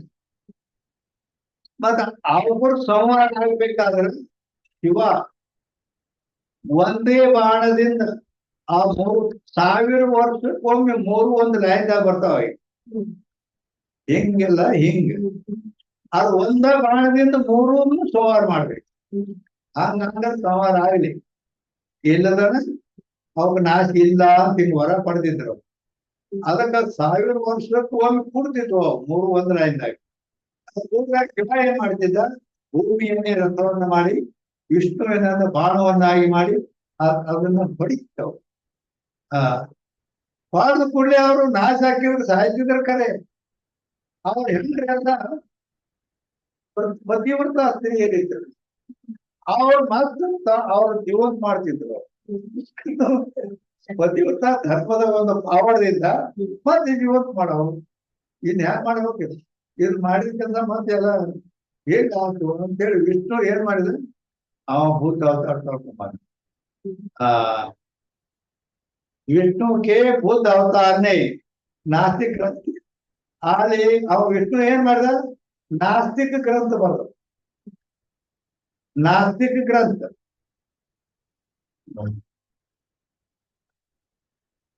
ಇಲ್ಲೆಲ್ಲ ಅದು ಬುದ್ಧನ ಶಿಷ್ಯರು 4 ಮಂದಿ ಅದರ. ಅದು ಇರ್ಲಿ ಅಂದ್ರು ಬುದ್ಧಿಗೆ ಆತ್ಮ ಅನಾವರ ಹೆಂಗ್ ಸೋ ವೇದ ವಿರುದ್ಧ. ಆ ನಾಸ್ತಿಕ ಗ್ರಂಥ ವೇದವನ್ನ ಯಾರು ಒಪ್ತಾರ ಅವ್ರ ಆಸ್ತಿಕ, ವೇದವನ್ನ ಯಾರು ಒಪ್ಪೋದಿಲ್ಲ ಅವ್ರ ನಾಸ್ತಿಕ. ಆದ್ದರಿಂದ ನಾಸ್ತಿಕ ಗ್ರಂಥಿಗೆ ಸೋ ವಿರುದ್ಧ ವೇದ ವಿರುದ್ಧ, ವೇದಕ್ಕೆ ವಿರೋಧ ಐತೆ ಅದು. ಯಾತೆ ಪ್ರಮಾಣ ನೈ, ಆದ್ದರಿಂದ ಅದು ನಮಗ್ ಪ್ರಮಾಣ ಅಲ್ಲ. ऐसे ಶಿವಕೃತ ವಾಮತಂತ್ರ ಬಿ ಅತ್ಯಂತ ವಿರುದ್ಧ. ಅಲ್ಲಿ ವಿಷ್ಣು ಆ ಬುದ್ಧ ಅವತಾರ ತಾಳಿ ಅಲ್ಲಿ ನಾಸ್ತಿಕ ಗ್ರಂಥ ವರದಾನ ವಿಷ್ಣು, ಆದರೂ ನಮಗ್ ಪ್ರಮಾಣ ಅಲ್ಲ. ಶಿವ ಅವನ ವಾಮತಂತ್ರವನ್ನ ಶಿವಾನೇ ಮಾಡಿದ್ರು ಕೂಡ ಆದ ವೇದಕ್ಕೆ ವಿರೋಧ ಐತಿ. ಆದ್ರಿಂದ ಅದನ್ನ ನಾವು ಪ್ರಮಾಣ ಅಂತ ಒಪ್ಪೋದಿಲ್ಲ. ಸಾಕ್ಷಾತ್ ಶಿವ ಮಾಡ್ಯಾನಂದ್ರ ಅದ ಮಾಡ್ಯಾನಂದ್ರ ಅದು ಯಾವಾಗಲೂ ಏನ್ ನೋಡ್ತದಂದ್ರ ಲೋಕ ಉದ್ಧಾರ ಅದರಿಂದ ಆಗ್ತದೆ. ಅದನ್ನ ಗ್ರಹಿಸ್ಬೇಕು. ಲೋಕ ಈ ಹಾಳಾಗಿ ಹೋಗ್ತದ, ಅಂತವು ಅದು ಯಾರೇ ಶಿವ ಬರ್ಲಿ ವಿಷ್ಣು ಬರ್ಲಿ ಯಾರ ಬಂದ್ರು ಅಪ್ರಮಾಣ ಹೀಗೆ ತೈಸೆ ಶಿವಕೃತ ವಾಮತಂತ್ರವಿ ಅತ್ಯಂತ ವಿರುದ್ಧ ಐತಿ. ಶಿವನಿಂದ ತಯಾರಾದ ವಾಮತಂತ್ರ ಅದು ಅತ್ಯಂತ ವಿರುದ್ಧ ಐತಿ. ಅದ್ರಾಗ ಏನೇನ್ ಹೇಳ್ಯಾರ ಅದನ್ನ ಹೇಳ್ತಾರೆ. ಮಲಿರಾದಿ ಅತ್ಯಂತ ಅಶುದ್ಧ ಪದಾರ್ಥಂಕ ತಾಮೇ ಗ್ರಹಣಿಸ್ಲಿಕ್ಕಾಯ. ಅಲ್ಲಿ ಮದಿರ ಅಂದ್ರೆ ದಾರು, ದಾರು ಕುಡಿಬೇಕು ಅಂತ ಹೇಳ್ತಾರೆ.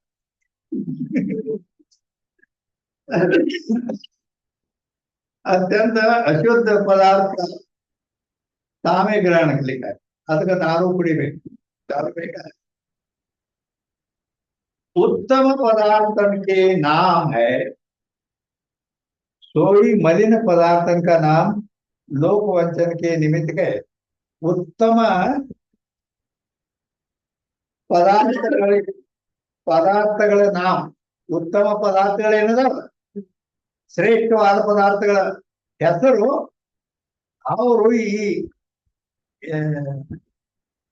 ಅವ್ರನ್ನ ಅಂದ್ರ ಹೇಯವಾದ ಯೋಗ್ಯ ಇಲ್ಲದ ವಸ್ತುಗಳಿಗೆ ಅದ ಹೆಸರಿಟ್ಟಾರ ವಾಮತಂತ್ರದಾಗ.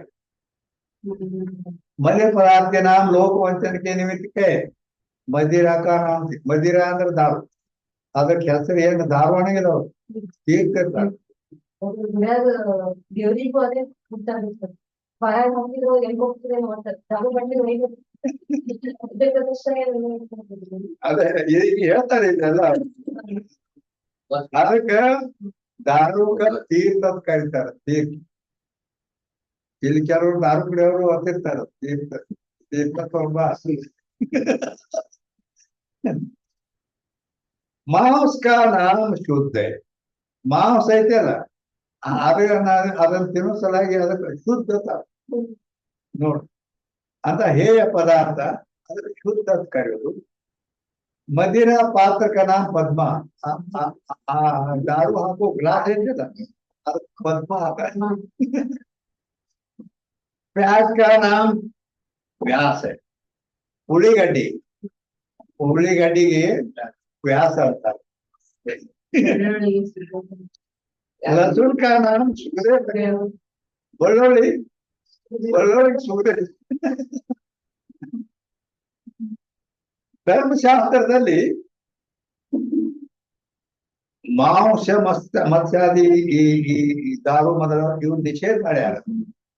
ಆದ್ರ ಈ ಲೆಕ್ಕದಿಂದ ಉಳ್ಳಿಗಡ್ಡಿ, ಬೆಳ್ಳುಳ್ಳಿ ಇವು ಲೆಕ್ಕದಿಂದ ಎಲ್ಲರೂ ಅದನ್ನು ಉಪಯೋಗ ಮಾಡ್ತಾರ. ಧರ್ಮಶಾಸ್ತ್ರ ಅದನ್ನು ನಿಷೇಧ ಮಾಡಿದ್ರು, ಅದನ್ನ ತಿನ್ನಬಾರ್ದು. ಹಿಂಗ್ ಅದಕ್ಕ ಬೆಳ್ಳುಳ್ಳಿಗೆ ಏನಂತ ಕರೀತಾರೆ, ಸುಖದೇವ್ ಅಂತ. ಮದಿರ ಅಂದ್ರೆ ಉಳ್ಳಿಗಡ್ಡಿಗೆ ವ್ಯಾಸರ ಹೆಸರು, ಬೆಳ್ಳುಳ್ಳಿ ವ್ಯಾಸರ ಮಗ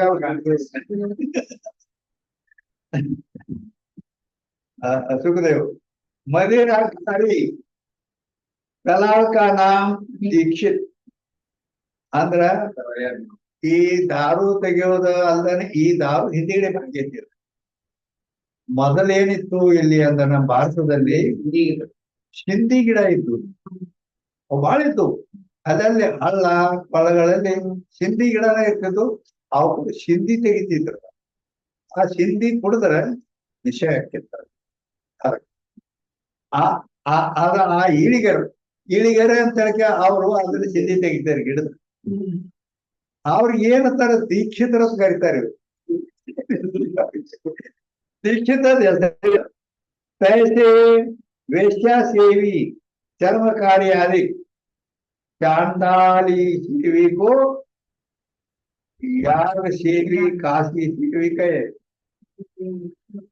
ವೇಶ್ಯ ಇರ್ತಾಳಲ್ಲ ವೇಶ್ಯ, ಆ ವೇಶ್ಯಾದ ಮೇಲೆ 525 ಟಿಪ್ಪಣಿ ಐತಿ. ಅಲ್ಲಿ 24ಕ್ಕ ಪರಾಂಡುಬೆ ಕಾಂದ, ಕಾಂದ ಅಂದ್ರೆ ಉಳ್ಳಿಗಡ್ಡಿ. वेश्या का सेवन करने वाला, ಈಗ ವೇಶ್ಯ ರೀತಿಯಲ್ಲಿ ಹೋಗ್ತಾರಲ್ಲ ಕೆಲವರು, ಅವ್ರಿಗೆ ವೇಶ್ಯ ಸೇವಿ ಅಂತಾರೆ. ಚರ್ಮಕಾರಿ ಚಾಂಡಾಳ ಸೇವಿ. ಚಾಂಡಾಳ ಸೇವಿ ಅಂದ್ರ ಅದ್ರ ಮೇಲೆ 26 ಚಾಂಡಾಲಿಕ ಸೇವನ ಕರೆವಾರ ಅಂದ್ರ ಅವರಲ್ಲಿ ಹೋಗಿ ಭೋಗ ಮಾಡೋದು ಅದು ಹಿಂಗೆಲ್ಲ ಐತಲ್ಲ, ಅದಕ್ಕ ಸೇವಿ ಅಂತಾರ, ಅದನ್ನ ಸೇವನ ಮಾಡೋದು. ಪ್ರಯಾಗ್ ಸೇವಿ ಕಾಶಿ ಸೇವಿಗೆ ಅವ್ರಿಗೆ ವೇಶ್ಯಾಗ ಮತ್ತು ಚಾಂಡಾಲಿಗೆ ಪ್ರಯಾಗ್ ಅಂದ್ರ ಇಲಾಹಾಬಾದ್ ತ್ರಿವೇಣಿ ಸಂಗಮ ಐತಲ್ಲ, ಅದು ಪ್ರಯಾಗ್ ಅಂತಾರ. ಆ ಹೆಸರಿಟ್ಟಾರ. ವೇಶ್ಯಾರತಿಲ್ ಹೋಗಾವ್. ಆ भैरवी चक्र में स्थित जो चांडाल नारिक है जिनको ब्राह्मण कहे, ಅದು ಅಂದ್ರ ಆ ಚಾಂಡಾಲಿ ಎತ್ತಿ ಹೋಗವ ಚಾಂಡಾಳ ಅಂತ ಹಿಂಗ ಅದ್ರ ಅವ್ರನ್ನ ಏನ ಇದು ಮಾಡ್ತಾನಲ್ಲ, ಅವ್ರ ಹತ್ತಿರ ಹೋಗವ ಭೋಗ ಮಾಡವ ಅವಾಗ ಆ ಬ್ರಾಹ್ಮಣ ಕೈ ಅವನು ಯಾರು ಬ್ರಾಹ್ಮಣ. और अत्यंत व्यभिचारिणी को योगिनी कहे, अत्यंत व्यभिचारिणी ಇರ್ತಾಳೆ ಆಕಿ. ಹೆಂಗ ದಿನಕ್ಕೆ ಎಷ್ಟೋ ಮಂದಿನ ಚೇಂಜಿಂಗ್ ಮಾಡ್ತಿರ್ತಾಳ. ಆಕಿಗೆ ಏನ್ ಕಳಿತಾರ ಅಂದ್ರ ಆಕಿ ವ್ಯಭಿಚಾರಿಣಿ ಲೆಕ್ಕದಲ್ಲಿ, ಆದ್ರ ಯೋಗಿನಿ ಅಂತಾರ. ಆಕಿ ಯೋಗಿನಿ, ಆಕಿನ ಶ್ರೇಷ್ಠ ಯೋಗಿನಿ. और ವ್ಯಭಿಚಾರಿ को ಅಂತ ವ್ಯಭಿಚಾರಿ ಹೆಣ್ಮಕ್ಳನ್ನ ವೇಶ್ಯ ಅವರೆಲ್ಲ ಇವ್ರನ್ನ ಇದು ಮಾಡವ, ಅವನ್ ಯೋಗಿ. ಅವನ್ ಯೋಗಿ ಅನ್ನೋದು ಆಕಿಗೆ ಯೋಗಿನಿ ಅನ್ನೋದು. ऐसे अनेक प्रकार के निषिद्ध तिनका व्यवहार, ಇವೆಲ್ಲ ನಿಷಿದ್ಧ ಅಂದ್ರೆ ಅವು ನಿಷೇಧ ಮಾಡ್ಲಿಕ್ಕೆ ಯೋಗ್ಯವಾದ ವ್ಯವಹಾರ ಇವು.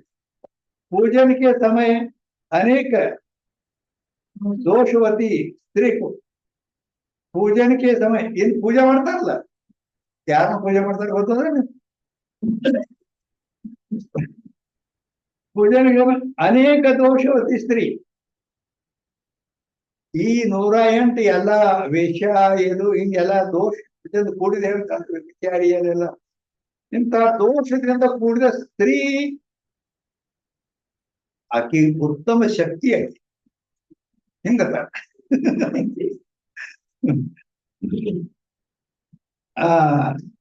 ಜಾತಿ ಕಿ ಚಾಂಡಾಲಿನಿ ಅತಿ ವ್ಯಭಿಚಾರಿಣಿ ರಜಸ್ವಲ. ರಜಸ್ವಲ ಅಂದ್ರ MC ಅಂದ್ರೆ ತಿಂಗಳಿಗೆ ಒಮ್ಮೆ ಹೊರ ಕೊಡ್ತಾರ. ಅದು ಅಂತಕ್ಕೆ ಆ ಸ್ತ್ರೀಗೂ ದೇವಿ ಬುದ್ಧಿಶೆ ಪೂಜನ ಕರಿ. ಪೂಜಾ ಮಾಡೋದು ಯಾರನ್ನ?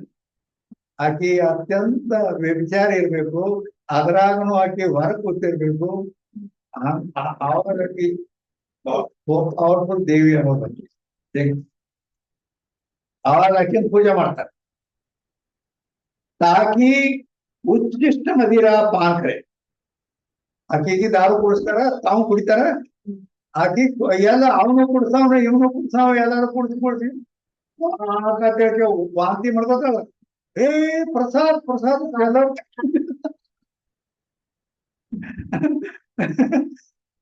ಕೆಳಗೆ ಬೀಳ್ಬಿಡುದಿಲ್ಲ, ಕೈಯಾಗ ಹಿಡ್ಕೊಂಡು ಸೇವನ ಮಾಡ್ತಾರೆ. ಈ ರೀತಿ उच्छिष्ट मदिरा का पान करे, अधिक मदिरा पान से वमन करी देवे, ताकू पृथ्वी में गिरे नहीं गिरे देवे. ಅದನ್ನ ಕೆಳಗೆ ಬೀಳಬಾರ್ದು, ದೇವಿ ಕೆಳಗೆ ಬೀಳಬಾರ್ದು ಅಂತ ಹೇಳಿಕೆ ಅದನ್ನ ಕೈಯಾಗ ಹಿಡಿದು ಸೇವನೆ ಮಾಡ್ತಾರೆ. किंतु आचार्य सहित दूसरे सावधान क्षण करे. ಆಚಾರ್ಯ ಅಂದ್ರೆ ಅವ್ರ ಗುರುಗಳು ಇರ್ತಾರಲ್ಲ, ಅವ್ರಿಗೆ ಅವರು ಇವರು ಕೂಡ ಅದನ್ನ ಸೇವನೆ ಮಾಡೋದು. आचार्य सहित दूसरे साधन भक्षण करे. वमन को भैरवी कहे. ವಮನ್ ಅಂದ್ರ ಆಕೆ ಏನು ವಾಂತಿ ಮಾಡ್ಕೊಂಡ್ರ ಅದಕ್ಕ ಭೈರವಿ ಅಂತ. ಅದು ಭೈರವಿಯ ದೇವಿ ಪ್ರಸಾದ್ ಅಂತ ಹೇಗೆ. ಟಿಮ್ ಟಿಮ್ ಯೋನಿ, ಟಿಮ್ ಮೇ ಅಂದ್ರ ಆಕೆ ಯೋನಿಯಲ್ಲಿ ಅಂದ್ರ ಮೂತ್ರ ದ್ವಾರದಲ್ಲಿ जीवा लगा के मंत्र का जप करे. आके अत्यंत व्यभिचारिणी अदाಳ, ಮತ್ತ ಅದ್ರಾಗ MC ಹೊರಗ್ ಕೂತಾಳ. ಆಕೆ ಮತ್ತ ಆಕೆಗೆ ಆಕೆ ಯೋನಿಯಲ್ಲಿ ನಾಲಿಗೆ ಹಾಕಿ ಮಂತ್ರ ಜಪ ಮಾಡ್ತಾರೆ. ಮದಿರ, ಮಾಂಸ, ಮತ್ಸ್ಯ, ಮುದ್ರಾ, ಮಂತ್ರ इन पंचमकार को भोग मोक्ष निमित्त सेवन करे. ಅಂದ್ರ ಪಂಚಮಕಾರಗಳು ಅಂತ ಹೇಳ್ತಾರೆ. ಪಂಚಮಕಾರ ಯಾವ ಅಂದ್ರ ಮದಿರ ಅಂದ್ರ ದಾರು, ಮಾಂಸ, ಮತ್ಸ್ಯ ಅಂದ್ರೆ ಮೀನು, ಮುದ್ರಾ ಮತ್ತು ಮಂತ್ರ 5 ಮಕಾರಗಳು. ಇವುಗಳನ್ನು ನಾವು ಉಪಭೋಗ ಮಾಡೋದ್ರಿಂದ ನಮ್ಗ ಭೋಗ ಮೋಕ್ಷ ಆಗ್ತಾವು ಅಂತ ಹೇಳ್ತಾರೆ.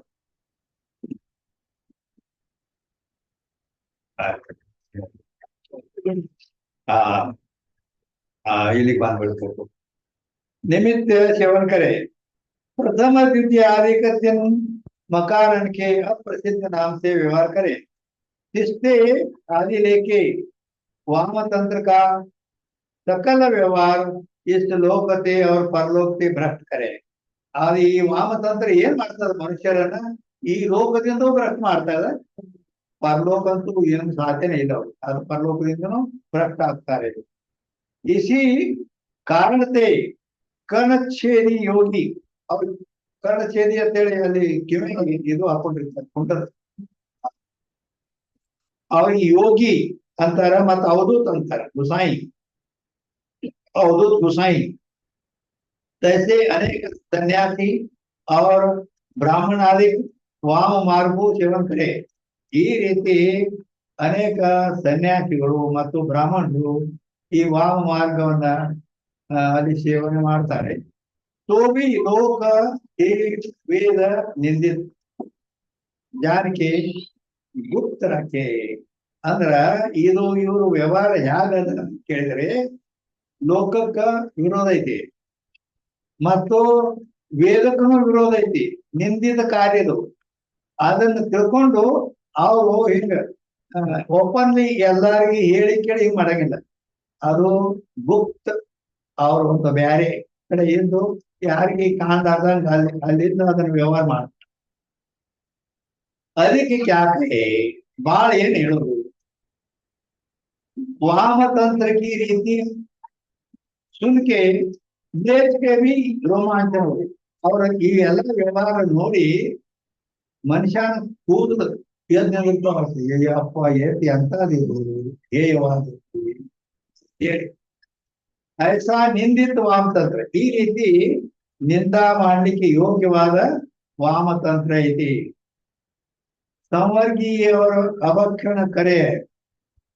ಅದು ಇಲ್ಲಿ ಅದೆಲ್ಲ ಸಂವರ್ಗಿ ಮತ್ತು ಅವಕ್ಷಣ ಭಕ್ಷಣ ಮಾಡಲಾರ್ದನ್ನ ಅವ್ರು ಭಕ್ಷಣ ಮಾಡ್ತಾರೆ. ಸಾರೇ ನಿಂದಿತ ಮಾರ್ಗ ವಾಮತಂತ್ರ ಕೈ. ಎಷ್ಟು ಅಂದ್ರೆ ನಿಂದಾ ಮಾಡ್ಲಿಕ್ಕೆ ಯೋಗ್ಯವಾದ ಆ ವಾಮತಂತ್ರ ಇದೆ. ಅತಿ ನೀಚ ವ್ಯವಹಾರ ಲಿಖನೆ ಯೋಗ್ಯನೇ. ಇನ್ನೂ ಬಹಳ ಅವು ಹಿಂಗ್ ಹೇಳೋ ಅರ್ಥ ನಾವು लिखने योग्य नहीं. बदलक बैठत बिटे याते विशेष प्रकार लिखा नहीं. सर्वथा वामतंत्र त्यागने योग्य. आ वामतंत्र ಅದನ್ನ ಮಾಡಬಾರದು, ಬಿಡ್ಲಿಕ್ಕೆ ಯೋಗ್ಯವಾಗಿದೆ. ಇನ್ನ ನಾಸ್ತಿಕ ಮತ ಹೇಳ್ತಾರೆ. ನೆಕ್ಸ್ಟ್ ಸಂಡೇ 495 ಮುಂದೆ ನಡೆಯುತ್ತದೆ.